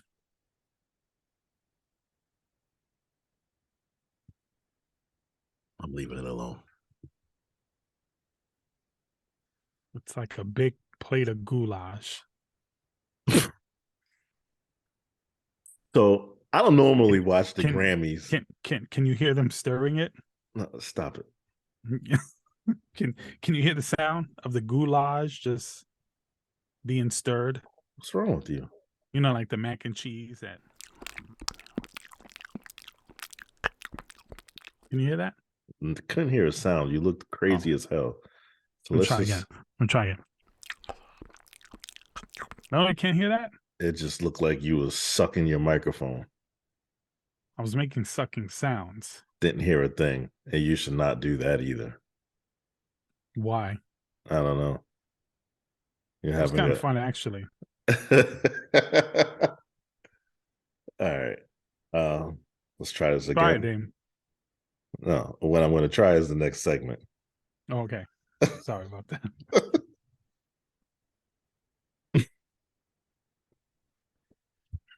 So I don't usually watch the Grammys. Or I don't ever watch the Grammys, but I tuned in this year because, I heard about this celebrating the 50th anniversary of hip hop. So, I got to check this out. But some other things happened that night too. It was a few things that I felt like were worth just mentioning. Beyonce becomes the most Grammy decorated artist in the history of Grammys. Now it has 32 Grammys. That is crazy. The record before that was what was it, 28? Because I think she got 4 that night. So the record before that was 28. Maybe she was tied at that point. I don't know. But I think can I say something about that that's not going to be popular? Of course. So look, before any Beyonce fan comes after me, I'm not saying that Beehive is serious, bro. So just be cautious. Beehive. Behave, because the Beehive will sting your ass. So here's the thing. Beyonce's great. But in the past, there have been better musicians, singers, artists, better Black ones in particular, that because of racism in the 60s and the 70s and the 80s and some of the 90s as well, a lot of them didn't get recognized. So Beyonce, she's been famous for, I think, since the late 90s, right? Pretty famous. So she's had a pretty long career. And she's deserving of those awards, but it has less impact in my brain because of all the people in the past that were snubbed. But still an incredible accomplishment. And I'm sure she'll have more. But it doesn't mean as much to me as it should. I feel you, but to me, it's almost like reparations. It is the payback. No, because stop that. Oh, she's an individual. She's not the representation of every fucking Black artist that came out. She's just one person. Yeah, I'm aware. We can't say, oh, who cares about Stevie Wonder? Who cares about this, Smokey? Who cares about Aretha Franklin? Because reparations, Beyonce got it all. Like, it doesn't do nothing for the legacy of the other people who came before her. I didn't say that or infer that. What did you infer then? Reparations for who? Jay-Z? What? Explain to me what you meant, if that's not what you meant. The Grammys, historically unfavorable to Black people. Yes, that's my whole point. Now, the most decorated person in the history of the Grammys is a Black woman. Right. That's kind of payback, is what I'm saying. Nothing more.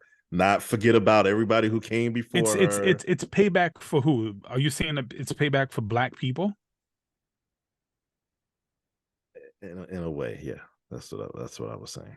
If it makes you sleep better at night knowing that fact, fine. I just don't know if that's. Listen, I get what you're saying, right? It's a proud moment, for sure. I'm saying something different. That's all I'm saying. Okay. Well, after that, Viola Davis achieved the EGOT, which is huge. Mm-hmm. For those who aren't familiar with the multi-talented EGOT, it's the Emmy, Grammy, Oscar, and Tony. Only 18 people in the world have achieved this. And now she is one of 4 African Americans that have achieved this as well. So a huge honor in itself. And Viola Davis is the shit. And like Beyonce and like many other artists, the talent there far exceeds what any barriers anyone wants to put on their race. Yeah. Yeah. She wasn't gonna be held down.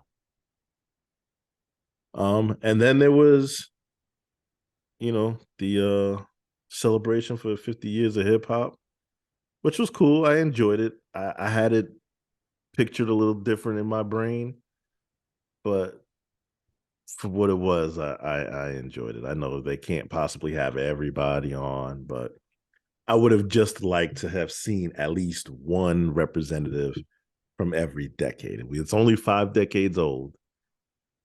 Well, And according to the fucking Grammys, rap started with Run DMC.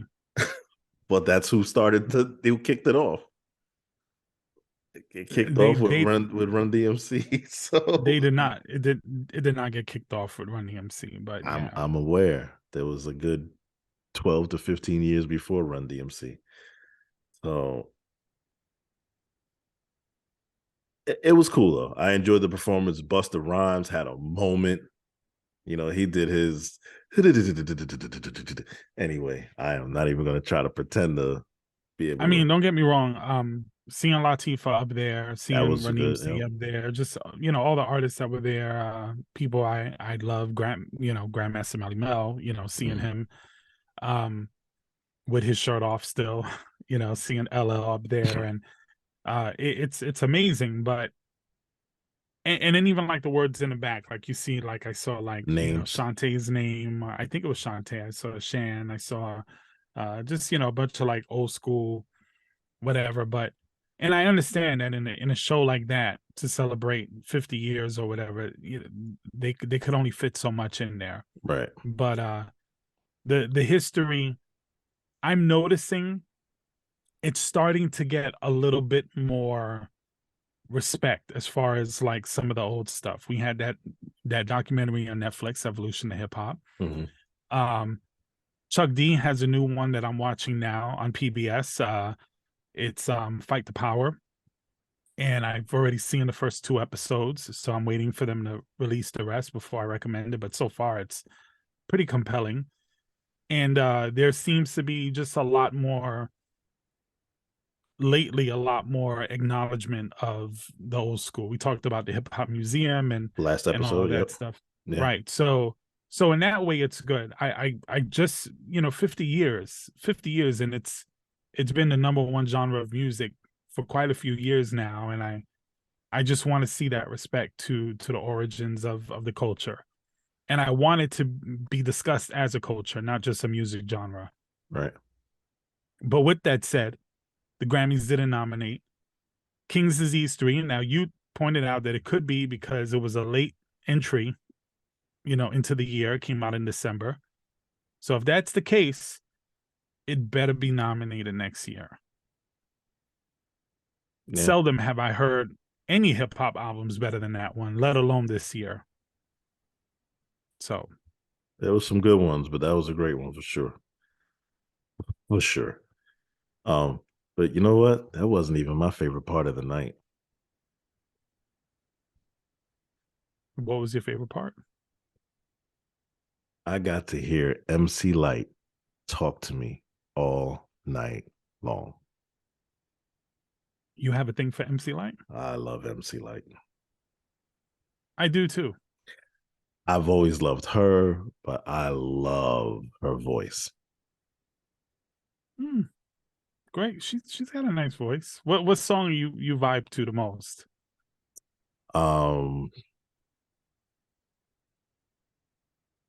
Damn, you put me on the spot and I can't think of a single song. Let me see. I'll give you a hand. We could cha to this one. I was gonna say cha. I'm the toughest female that you heard thus far, and I do get better. The voice gets wetter. Nobody gets hurt. Yeah. My favorite Lyte song, I have a few of them. I like Cha Cha Cha, but I guarantee you're gonna say Georgie. I was gonna say you sound like a Georgie. I like that one. Do you know Georgie Porgy in the video? in the video, Lauryn Hill is one of the backup girls way before she was famous. She looked like she was 16. It was even before like She she probably did that was. Sister Act movie. She was mad young, but she's like in the background. So funny, like when you see that video, you're like, oh shit, that's Lauryn Hill. 10 years from that moment, she's gonna be, the biggest female rap Right. star. But I think my favorite Light song, it's two of them. It's her reply diss to Shantae, goddamn hoe, shut the fuck up. Mm. And then and not because it's a great diss track, it's just she just went in.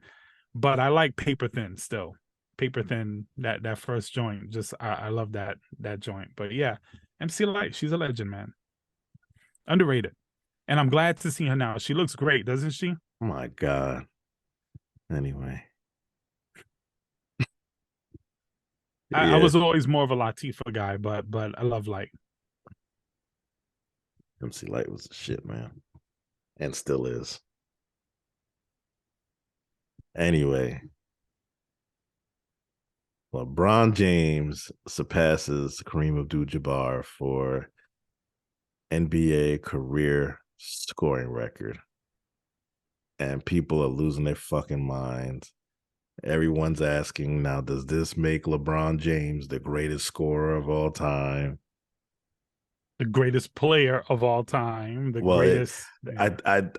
It started out with the greatest scorer, but then that evolves by as the week goes on, that evolves to the GOAT conversations come up again. Yeah. And I just, before we get into that, because I kind of already know where you stand there, do you think this makes him the greatest scorer of all time? No. Here's the thing that I think people kind of don't understand, right? So you see LeBron James, you see the incredible talent that he is. You see that he is a scorer. There's no doubt about it. This whole idea that he's a pass first player, he's not, and he really hasn't been that for a good part of his career. What LeBron James is, his greatness lies within his longevity. The fact that he's 38 years old and he's still in the top 5 in the league at any given night. He can be the best player on the floor. And that is incredibly impressive. And just comparing him to Michael Jordan, I think sullies the praise that he deserves, because he should be considered something different than when Jordan did. Great in a different way. If you were talking about peak for peak and the greatest winner in basketball, that's Michael Jordan. Yeah, but I mean, without a doubt, that's Michael Jordan. With right. LeBron, it's like when people speak of Steph, right? And I have an issue with the way people speak about Steph, where they call him the greatest shooter. Like that's all he is, right? Don't do that. I get how people kind of put him in that box. I understand that. LeBron, he deserves his own little box. He's the most durable player to ever play probably any sport, any team sport. So does that make him the greatest scorer? Just to answer your question, because I know I'm a little long-winded with this, but no, because first of all, if you're looking at averages, he's, I think, 5th all time. So he's behind Kevin Durant. He's behind Michael Jordan. He's behind, I think he's behind Wilt as well. So no, I think he's also behind Kobe as well. But it's still incredible the idea that he's been doing it for 20 years. It's absurd. We almost have the same position. Like I feel like he definitely deserves his respect. For the simple fact, like you said, he put in the work to condition his body to last 20 years. Like not many people make it that far. And not only has he played 20 years, but pretty much injury-free. And he's never had any major injuries. He's had nicks here and there. He's never missed like more than a week or, maybe no, he's missed more time than that in a week or two, but he missed more time than that. Yeah, with his ankle injury and stuff. Season he did. but essentially the majority of his career, with the Lakers. he's not had major lingering injuries.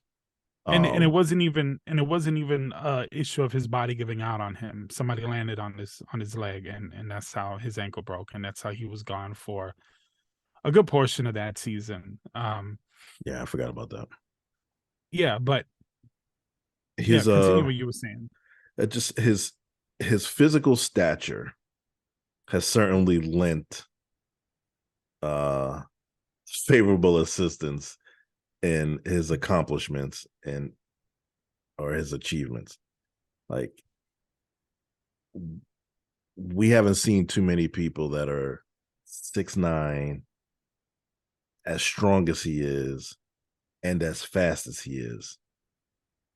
And those physical abilities he's benefited from immensely.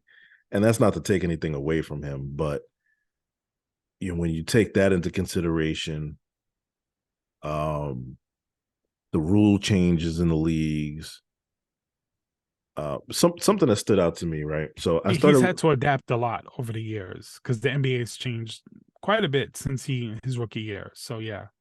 Well, I was just looking at, like, he just passed Kareem Abdul-Jabbar, so that's where my comparison was, right? Kareem Abdul-Jabbar made 15,837 field goals.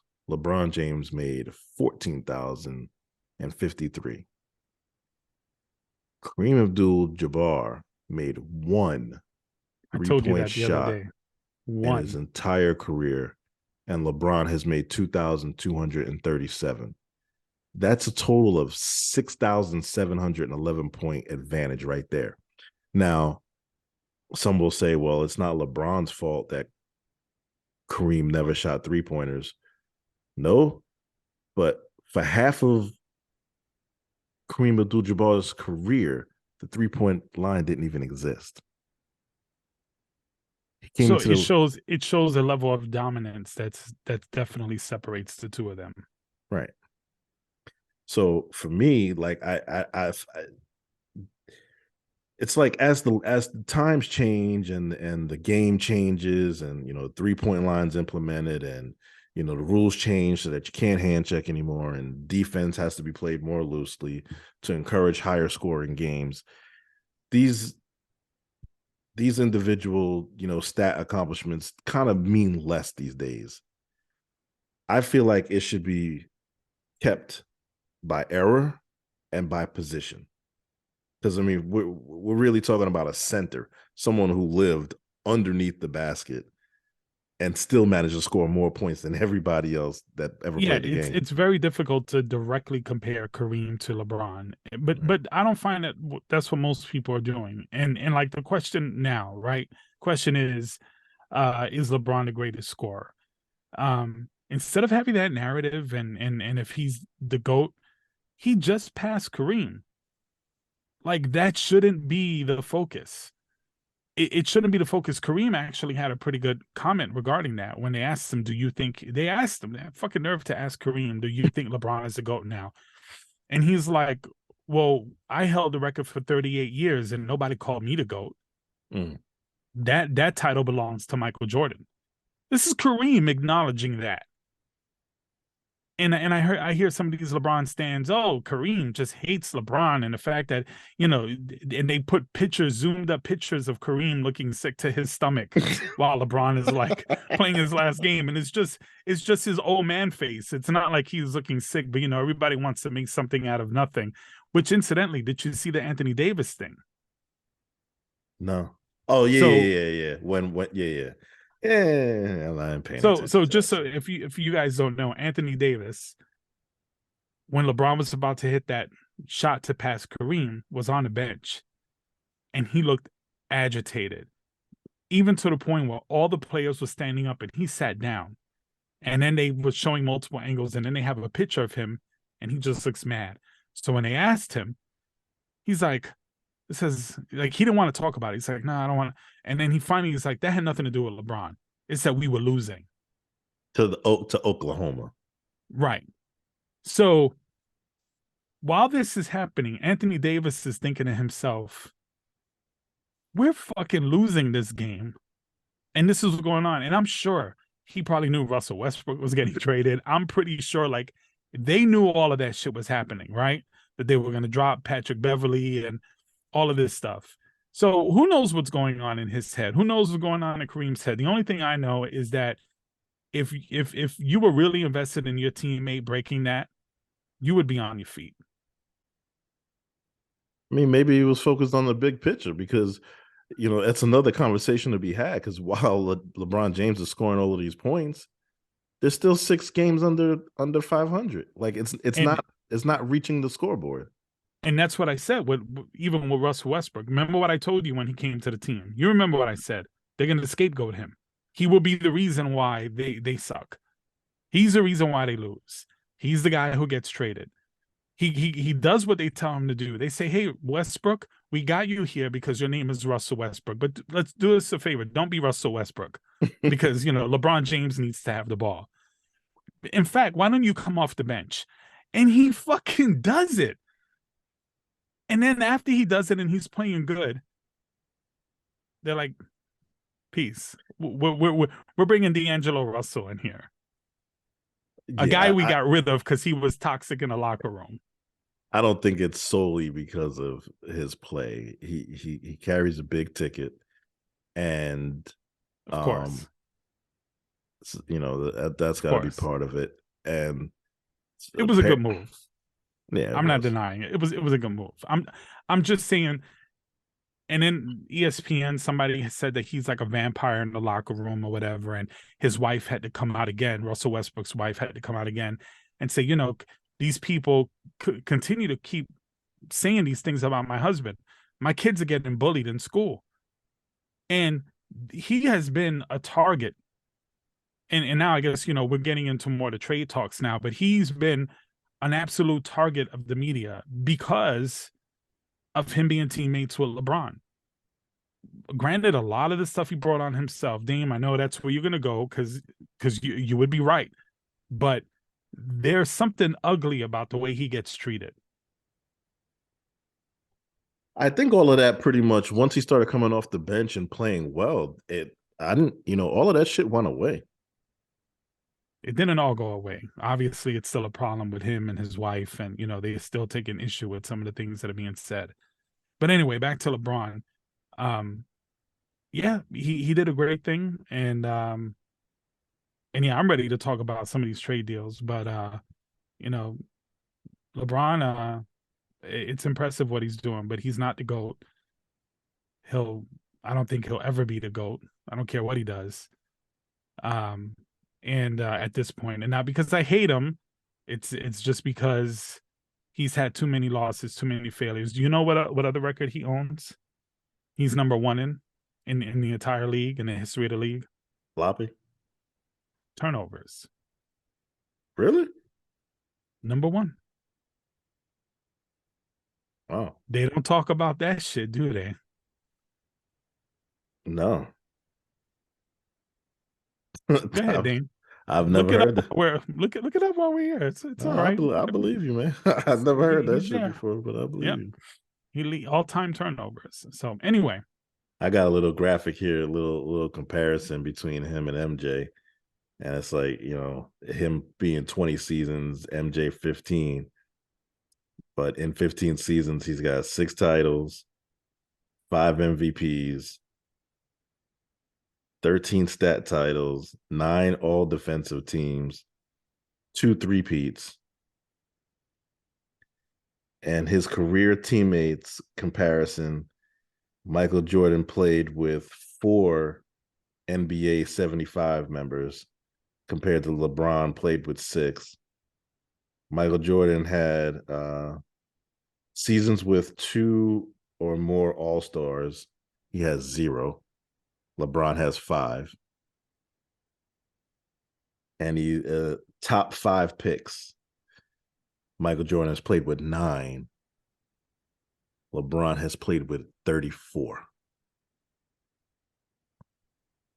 And yet, what's the narrative you hear about LeBron constantly? That he needs help. Every year that they're losing, what do you hear? Yeah, LeBron needs help.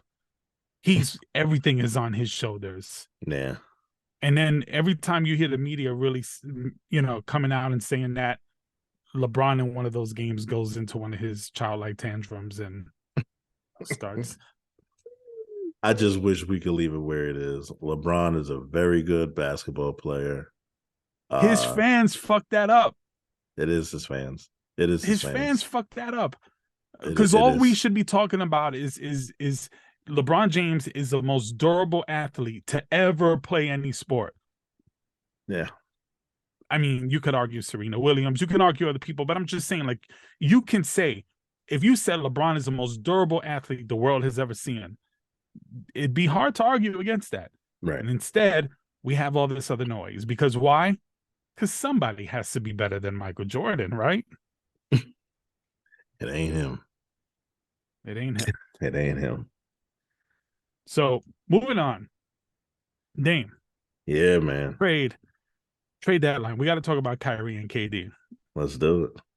I got to say, man, I got a bone to pick with you. Oh, God.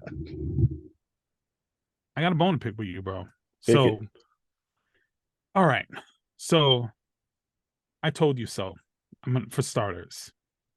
Remember, we were talking last week, and I said, don't be surprised if Kevin Durant gets traded. And then you said, so you think he'll get traded Monday? Something like that. I said, yeah. We laughed over it or whatever. And then it happened like on Tuesday or whatever, Tuesday or Wednesday. But I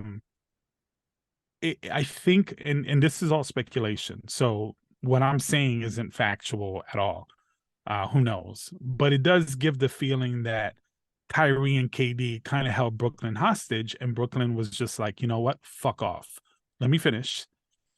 At the last minute. So you were talking about how, when we were talking about Kyrie last week, how teams have been doing this sort of stuff and, players in control and all of this stuff. And you were talking about players get cut.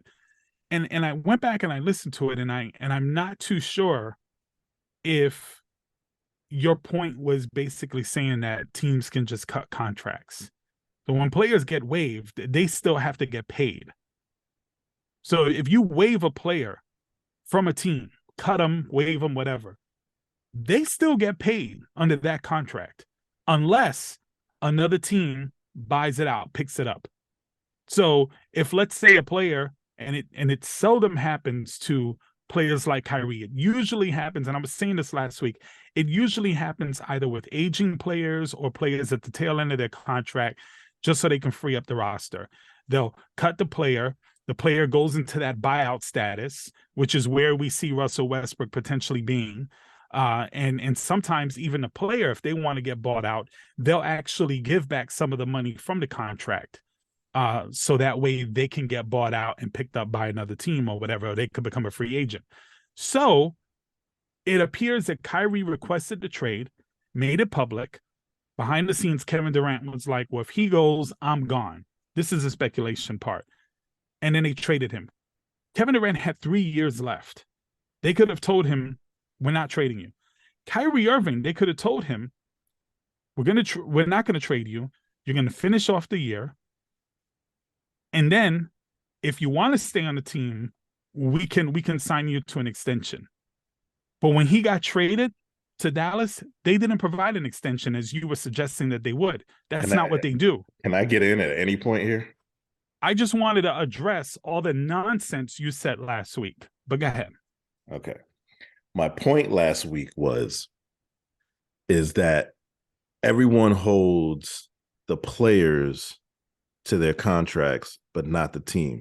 The player is obligated to sign a contract and play for that team for the duration of that contract.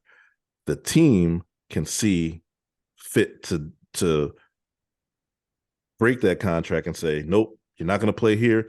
You're going to play over there. You mean trade, not break the contract. You mean trade. The contract is for them to play for this team for a period of time for an amount of money. Right. We got to make sure we're both on the same understanding of this. So what I'm saying, when you say a team breaks the contract, what do you mean by that? Anything, a trade, a waive, they can cut. There is I forget the term, but There's a no trade clause that the player could have when they're negotiating their contract with a team. Yes, so it's LeBron very has rare. It's very rare. no, not rare when you have superstars like Kyrie. They can absolutely do that.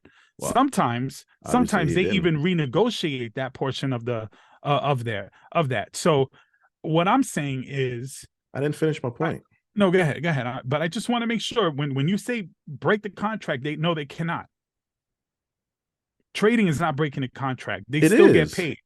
It's No, not it's about, not. but it's not solely about getting paid. This is someone's career.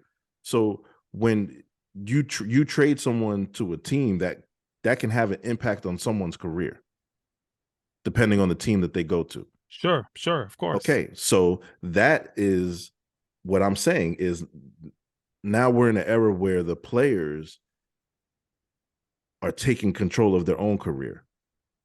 So if the team can do it, then why is it such a big deal when the players attempt to do it? And only certain players can do it.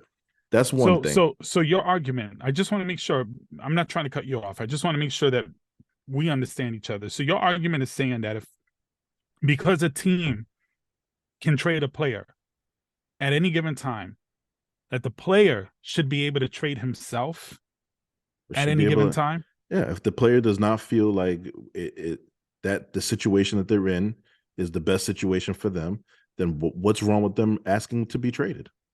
Okay, I don't have a problem with a player asking to be traded. I really don't. And the idea, let's be honest here, when most of these players sign their contracts for the first time, it's a life changer. It's a life changer for many of them, unless like you're on your third, Supermax contract, and not many players get to do that. But if you are one of those players that got a huge contract, you're signing it because that's what you want to do. That's your big thing. Everybody criticized Scottie Pippen in the Last Dance when they were talking about how he was trying to get his contract renegotiated. He was trying to get his contract renegotiated because he was the lowest paid player on the team. Shit, I think Bill Wennington and Luke Longley were making more than Scottie Pippen. He was clearly the second best player on that team. There wasn't even a shadow of a doubt. Right. Not only that, but one of the best players in the league. So, and then when Michael left, arguably he was the best player in the league. So when you have a player like that and people say, oh, well, he didn't deserve to get another contract, that's what he signed. Of course, you could say, well, that was shitty back then. And I would agree it's shitty back then, but that's not what's anywhere near what's happening now. What's happening now is we have these superstar players that are essentially telling teams, we don't care about the fan base. We don't care about the other teams on this team. Think about what Kyrie did that hurt other team members on that squad. And the players that he gets traded for. We're speculating quite a bit. I don't think anybody has considered the fact that 3 superstars requested to be traded from this organization. Harden requested it because of Kyrie. Did he say that? It's pretty widely reported, and he basically alluded to it. A lot of things are widely reported, other than the things that are going on in that organization. But it seemed that Harden didn't like the idea that Kyrie was sitting out with the whole mask thing, and Kevin Durant was injured, and he was the one kind of running that team. He kind of made mention that shit was toxic over there. After what happened with him in Houston, the best advice that anybody would probably give him is to shut his mouth, which he's basically done. But it was pretty obvious. And Kevin Durant has made it clear in public that, hey, Kyrie's my guy. I'm here because of Kyrie. That Kyrie is who got him there, yes. But what was also reported was that this trade request was done together and privately. When Kyrie was traded, Kevin went to the team and said, what is your plan? Who are you bringing in? What are you building around me? Their response was not something he was happy with. And so he requested to be traded, and they worked with him to trade speculation. him. They worked together. That's not speculation. No, because they brought in players that complimented him in that trade. how are you supposed to do that, Damian, when the guy you're trading in Kyrie Irving insists on going to Dallas or the Lakers? What? Kyrie Irving wanted to go to the Lakers and play with Yes. LeBron. And the owner or the manager over there, whatever he is, that guy said there was no way in hell. I'm paraphrasing. There was no way in hell he was sending Kyrie to. He the wasn't going to Lakers. give him what he wanted. Right. So the next best thing would be Dallas. And I don't know. On paper that doesn't look too good to me. On paper it does look good, but the chemistry don't look right to me for those two guys. But anyway, so what options did they have at that point? Kyrie requested the trade a week before the deadline. What were they going to give to Kevin Durant at that point? What were they going to do? They were going to go and get him Klay Thompson? Like there was nothing else for them to do. So, okay, I don't have a problem.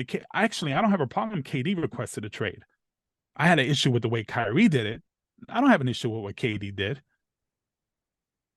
I think Kyrie felt disrespected by the team. And I think he probably had his mind made up about this a while ago. Honestly. This is a pattern from him. He won't last in Dallas. I'll put money on that. He's not going to last in Dallas. There's a good chance that when his contract is up, he's going to LA. I already read something where they offered him a 3-year extension with, I forget what the dollar amount was. I wasn't able to verify this, but I just saw it somewhere, and that he denied it. But they could have. I probably shouldn't even mention it because I don't know. Look, he may take whatever contract Dallas offers him if he has a good year at the end of this year. Doesn't mean he'll stay because he doesn't abide by contracts. What he's doing essentially is he's going to make it way harder come the next negotiations. He's going to make that shit a lot harder because we can't have players just dictating this. And I would be fine if there was some sort of way that players can legally break their contracts, but that should go for every player. That should go from the last man on the bench all the way to the superstar. But instead, this is only the divas at the very top that are doing this shit. Kawhi Leonard, Anthony Davis, and Kyrie Irving multiple times. It's unacceptable for some of these guys to sit out, fake injuries, get fat like James Harden did, and not do what they're supposed to do. You have a contract, and that was my whole point last week. It's just you abide by the contract. And then if you don't want to be committed that long, then don't sign a long-term contract. But don't sign some shit why, for 4 why don't years. You say the same thing about the teams? Because they're the employers. It's a contract. They're the employers. So what? It's a contract. Still, if you were working for me under a team and I decided to waive you, I still have to pay you. If I decide to trade you, they have to pay you what the contract was. They take over that contract obligation. You are essentially, by nature, designed to do that that's a requirement for all the perks that you get for being in the league so as prestigious as the NBA. This isn't no 50-50. They're the fucking billionaires, not you. You work for them. You work for the fan base. You are not equal. You are an employee. It's a contract. A contract that they should abide by. It is not on equal terms. Teams do have and should have, not too much, but they should have an advantage over how that works. I guess that's why when Kyrie Irving wakes up in the morning, he doesn't have to be the ball boy. He doesn't have to be he don't have to do shit. He gets ready for the game and he plays. It's all there waiting for him. All the little videos and the montages and the posters and all of that stuff is taken care of for him. He's getting the ultimate marketing. They put him on TV or whatever. The only thing he has to do is play ball. And for some reason, we feel bad for him because he can't just break a contract because the team could trade him. Nah. It's crazy. Players have rights too. They do. but you don't. Come on, Dame. You don't think that what he's done is wrong? No. When's the last time you've seen a basketball player of his caliber in their final year of the contract without an extension? When's the last time you've seen that?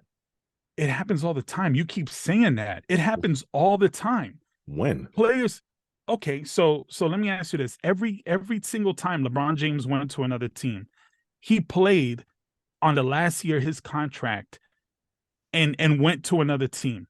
Every single year. LeBron James intentionally, LeBron James never had, he has continuously had one year contracts with an option. So he's always 1 and 2 year contracts. He had a full contract in Cleveland, his original stint, yeah. Right? Even Steph Curry, no player does what you're saying. It's not even the team, it's the players.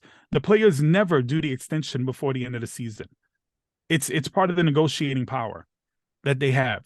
If you're past the trade deadline, so now you're past February, and your contract is going to end at the end of the year, you're not going to renegotiate your contract then, and you're not going to ask for an extension then, unless you're like a JaVale McGee.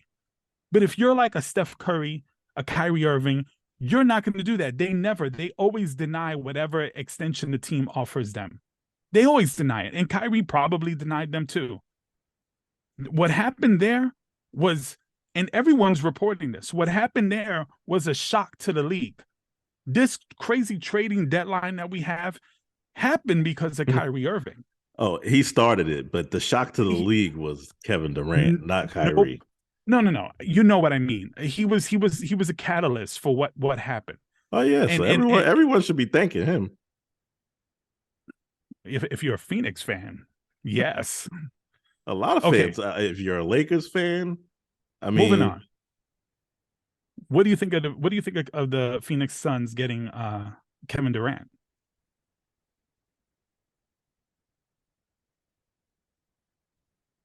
I think that,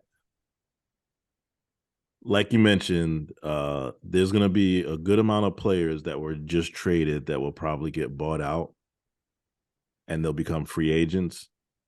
I'd like to see first how they handle that, because they need depth.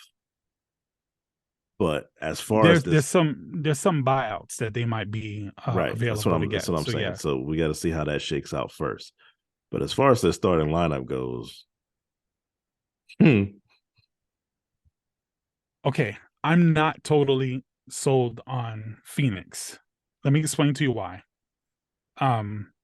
Chris Paul has had a tough time playing a full season for a few years now. Kevin Durant has had some issues. Devin Booker a couple of times have had a few. So if they're all healthy,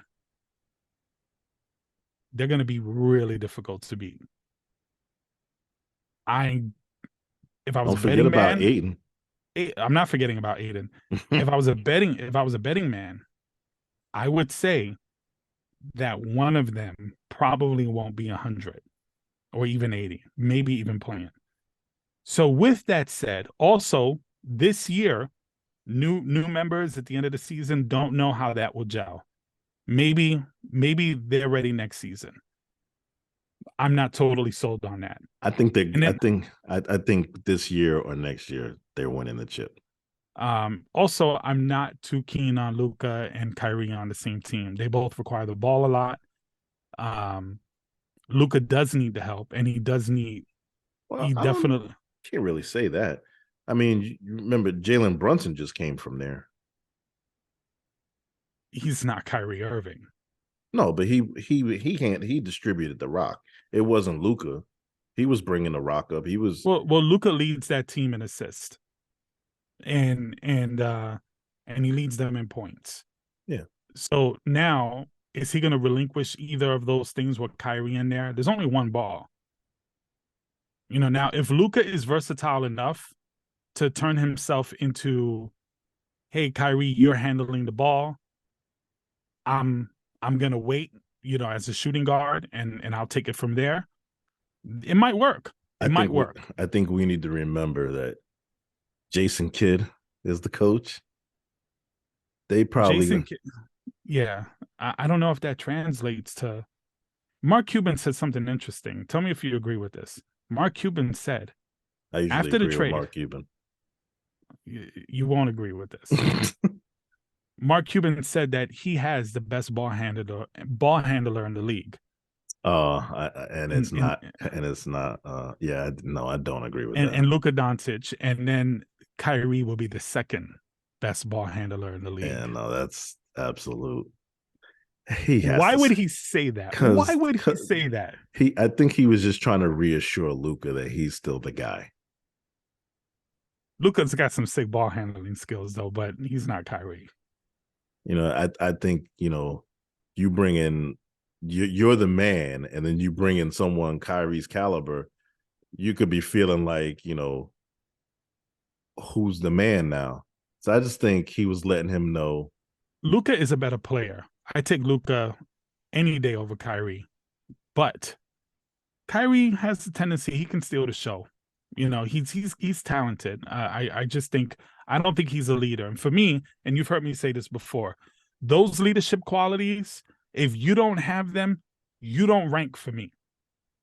That's like an automatic disqualification. I don't care how fast you are. I don't care what your skills are. If you can't lead a team and have people believing in the mission that your team is, you're worthless or close to it if you don't have a leader.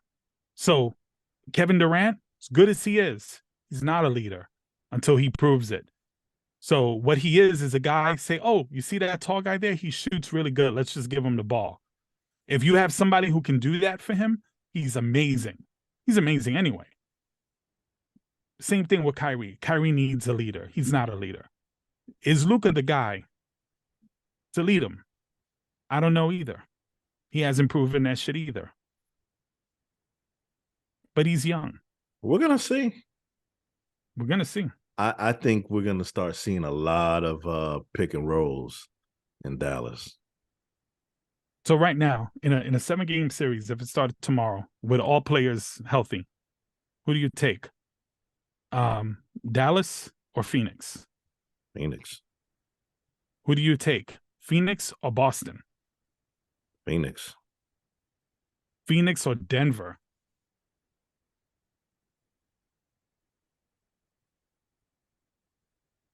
It's 50-50. All right, well, we'll see. I still think Warriors have a shot if Steph comes back and they get Payton. You said Boston. Let's not forget about Milwaukee.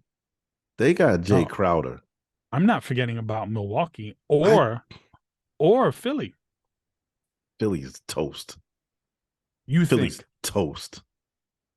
Oh, I disagree, but go ahead. Philly, listen.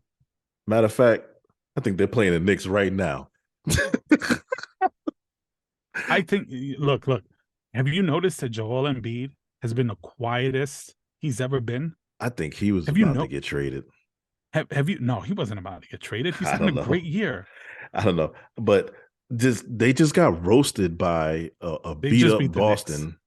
They just beat the Knicks. They just beat the Knicks by how much? Does it matter? Yes. Does it really matter? Yes. Because the Knicks just beat them the other night by like 20 or 30 points. They beat them by 11 points. Okay, that's a good win. And Boston just beat the shit out of them with nobody. Like, they're losing games that they got no business losing, and they're losing in fashion that they have no business losing. No, I don't even. Their record, they're like third in the East.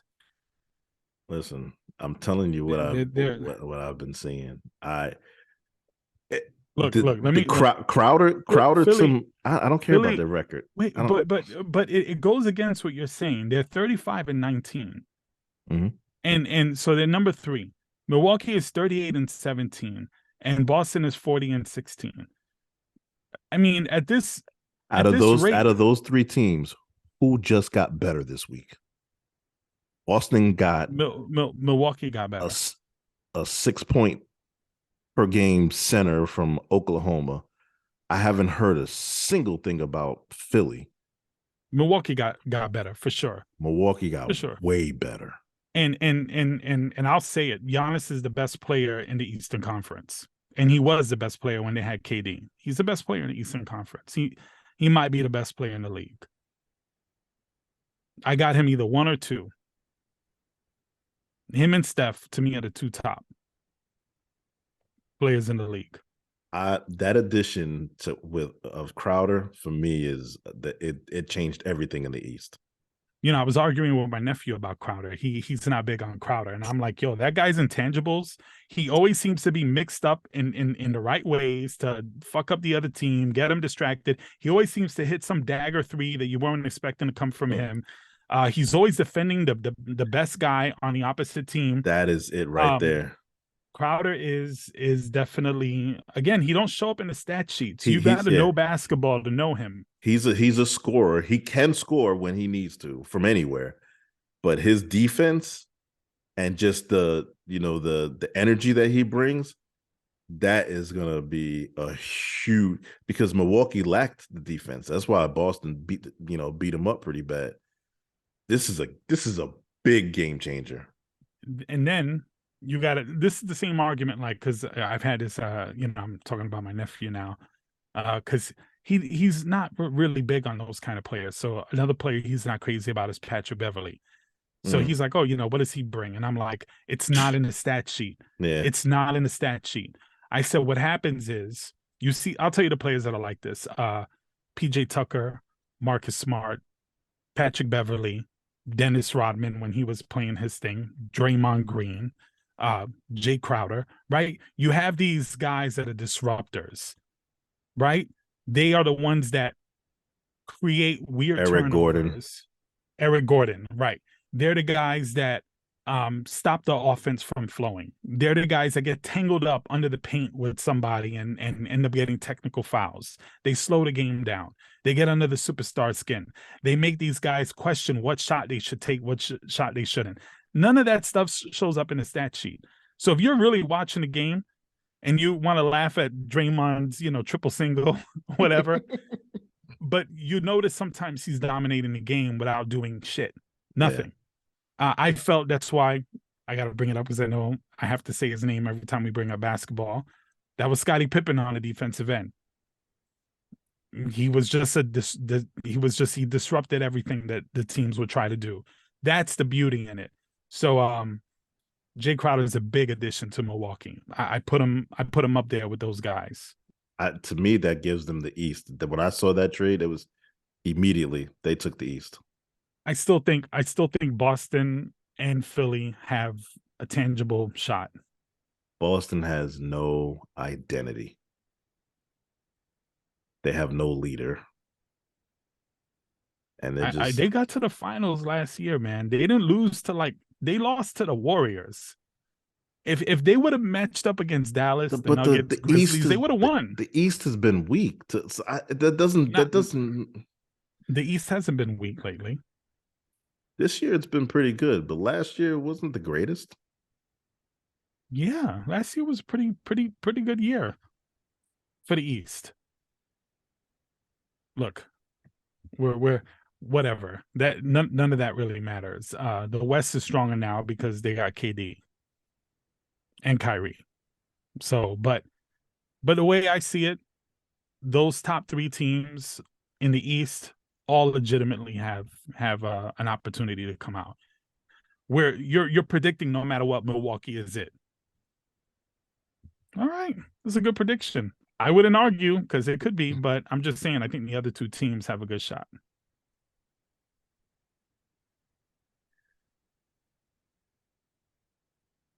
I don't see it anymore. What about Cleveland? They're sneaky. Excuse me. They're good. I before this week, I wouldn't have been remotely close to saying what I'm saying. Jay Crowder changes everything. Who would have thought, right? Everybody's talking about KD, but Jay Crowder changes everything. In the East, he changes because that was one of the areas that they struggle. Middleton is back.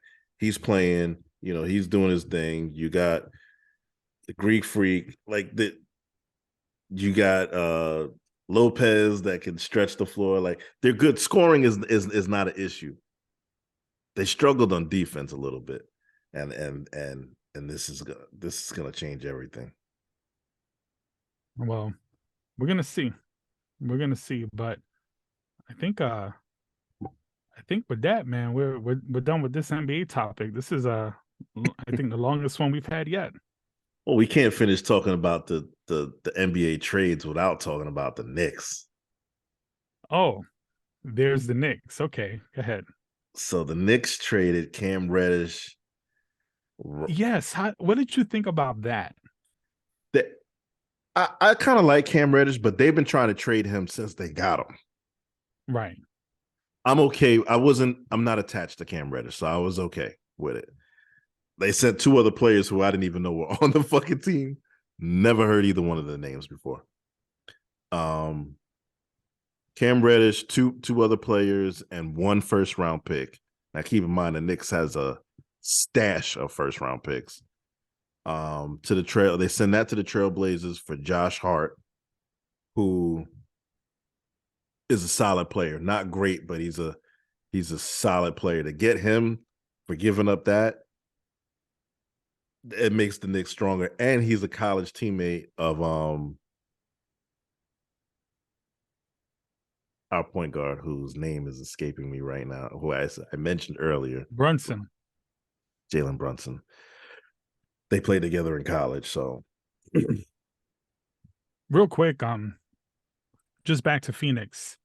Defensively, they got rid of a lot on their second unit, so that's also going to play a factor. But the Knicks, the only thing I can say I'm really happy about, and I know last week I said, fuck the Knicks and their fans, but that was just because I was not too happy with you. But anyway,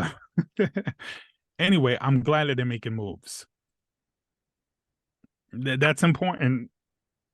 From like the last half hour to trade, I kept refreshing my phone because like everything was popping up that they were going after Zach LaVine. I was about to lose my shit. They can't ever seem to land. Pull that big one. It seems like when they get a good player or a big player, a big name player, it's not quite the player that people really wanted. Like the fans. Right. It's always like that third or fourth option. It's like, all right, well, we got this one, but we would have went Zach LaVine would have been, yeah. I don't understand, like we're right there. I know New York is a very hard place to play, but it's still the biggest market in the NBA. Yeah. It's still the Knicks is still the biggest market in the NBA, with Brooklyn also in New York, and with the Lakers and Golden State Warriors as big as they are, and it's still New York. I don't know why players aren't running to go to that team. Probably because the owner, but the owner has a big part of that. Yeah. But all right. I think that I think the culture is changing a bit there, and it seems like a place where players are starting to be interested in, and that's what I was mentioning. It's a building. We got to get the decent pieces to help us start winning some games to be attractive to the bigger pieces, and we're right there. As Zach LaVine, I would have had the Knicks playing Milwaukee in the finals. Yeah, just stop, bro. Just stop. Zach LaVine? He's great, but come on, he wasn't going to put him over the top like that. The Knicks, look, I wasn't even sure they were going to make the playoffs, but it looks like they're clearly going to make the playoffs, but they're not getting out of the second round. They might not get out of the first round. So, and if they had Zach LaVine, it would still be the same. Get out of here. Philly beats them, Milwaukee beats them, Boston beats them, and probably Cleveland beats them, and probably Miami if they get their shit together, even with Zach LaVine. You're out of your mind. How many Knicks games have you seen this year? Maybe one. So what are you talking about? Highlights, bro. Highlights. How many highlights of the Knicks do you see? I watch almost all the highlights every night, so I try to make it a thing to watch highlights of every team. Them boys are balling. Yeah, they're fifth, right? Are they? Did they jump up? I thought I saw them. They got a pretty good streak going on. They're fifth. Wait, I think I got the standings pulled up here. No, Brooklyn's fifth. No, they're seven. That's seven. Right. It's Brooklyn. They're seventh. So balling, they're 30 and 27. I wouldn't say they're balling, but they're playing good. I don't know if Zach LaVine turns them into a finals, Eastern finals, but anyway. So Daym. Julian. What's the deal? Music and movie recommendations. It's that time. It's that time. Little bit of a different twist this week. I told you this time of year is really hard to struggle to find anything. But hip hop is my passion, but I also love R&B. So this week we got Eric Bellinger and the Hitmaker put out an album called 1-800 Hit Easy Line. What? 1-800 what? Hit Easy Line. I didn't get through the 90s. I didn't get through the whole thing, but what I heard I enjoyed so far. So check that one out if you're a fan of the Hitmaker. You know what he does, and Eric Bellinger is Eric Bellinger. So enjoy. Is that all you got? That's it, man. All right. Well, I got two documentaries this week. The first one is about our guy, James Baldwin. And the documentary is called I Am Not Your Negro. Great one. And if you know anything about James Baldwin, definitely a must. If you know nothing about him, it's even more of a must that you see this. There's some, when you think about civil rights leaders, a few I've recalled when I go through history and I see some of this with the calm that he seems to have. Yeah. There's a real thought out way that he approaches. I was going to say everything meticulous. He says. Yes. Yeah. So, and this documentary is filled with a lot of insight from him. So check that one out. And then the other one, totally opposite. It's on the crazy side. It's called Trainwreck, Woodstock 1999. So I saw this disgusting documentary. It made me feel gross watching it. I've been to big shows, outdoor shows where there's, maybe 50,000 people, 100,000 people. Mm-hmm. I've never been to anything where there was over 200,000 people, let alone what the shit show this thing turned out to be. And I mean that figuratively and literally. A shit show. Yeah. It blows my mind. First of all, even before you watch him, go back if you're not familiar. Just see what Woodstock looked like in 1969. Just, pull up something on YouTube and watch it for 5 minutes. You'll get a gist of it. And then watch this shit. And you'll just be like amazed. I will say that the thing that shocked me the most is how in a mass, like it was like kind of like a mass hysteria, right? How things can just quickly just decline, where you have seemingly normal people just turn into something else. Now, a lot of the people who went to this are, toxic young white males, and you can argue that they started this whole thing, but it's so much deeper than that. It's the organizers, it's the fans, it's the music, it's sexism, it's a whole bunch of things wrapped up in one. Drugs was obviously a huge player in this, but drugs was a huge player in Woodstock 69, and you didn't see this kind of shit. So just the culture, different kind of drugs. Yeah, different kind of band, different kind of drugs, different kind of a lot of things. So it is called Trainwreck Woodstock 99, and yeah, check it out. It was a pretty interesting watch. If you want to feel disgusting. I had to take a shower. By the way, Thundercats. Thundercats. Yeah. Oh. So Daym. Yeah, man. Do we have our quote of the day? You know we do. I do. So, I don't know who needs to hear this, but we cannot solve problems with the kind of thinking we employed when we came up with them. Hope that doesn't go over your head. Albert Einstein.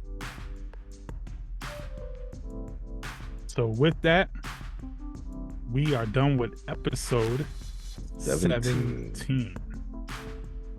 Another one in the books.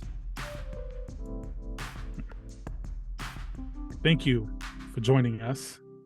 Daym, you had something to say there? No, I was just going to... We've been doing this shit for 17 weeks, man. Yeah. A little bit longer because, I think that 1 week we had a little gap and we made up for it. And, Right. But yeah, we, even when we're not recording, we're working on the podcast and getting things set up. Like today, we had our first guest. Yeah. So, it's getting these topics and stuff sometimes isn't easy. Daym and I debate on which topics we're going to cover sometimes, how long we're going to be on them. So, and then finding the facts and then, the details and. Yeah. So thank you for joining us, especially if you made it this far. Really, really appreciate it. I think we are growing. Patricia will be back soon and we'll just keep doing our thing. So don't forget to like, share, comment, subscribe, click the bell icon, share it with your friends and family, get them to share it. And thanks for the support. Tell a friend to tell a friend to tell a friend. With that, we'll be back next week. Peace. Peace.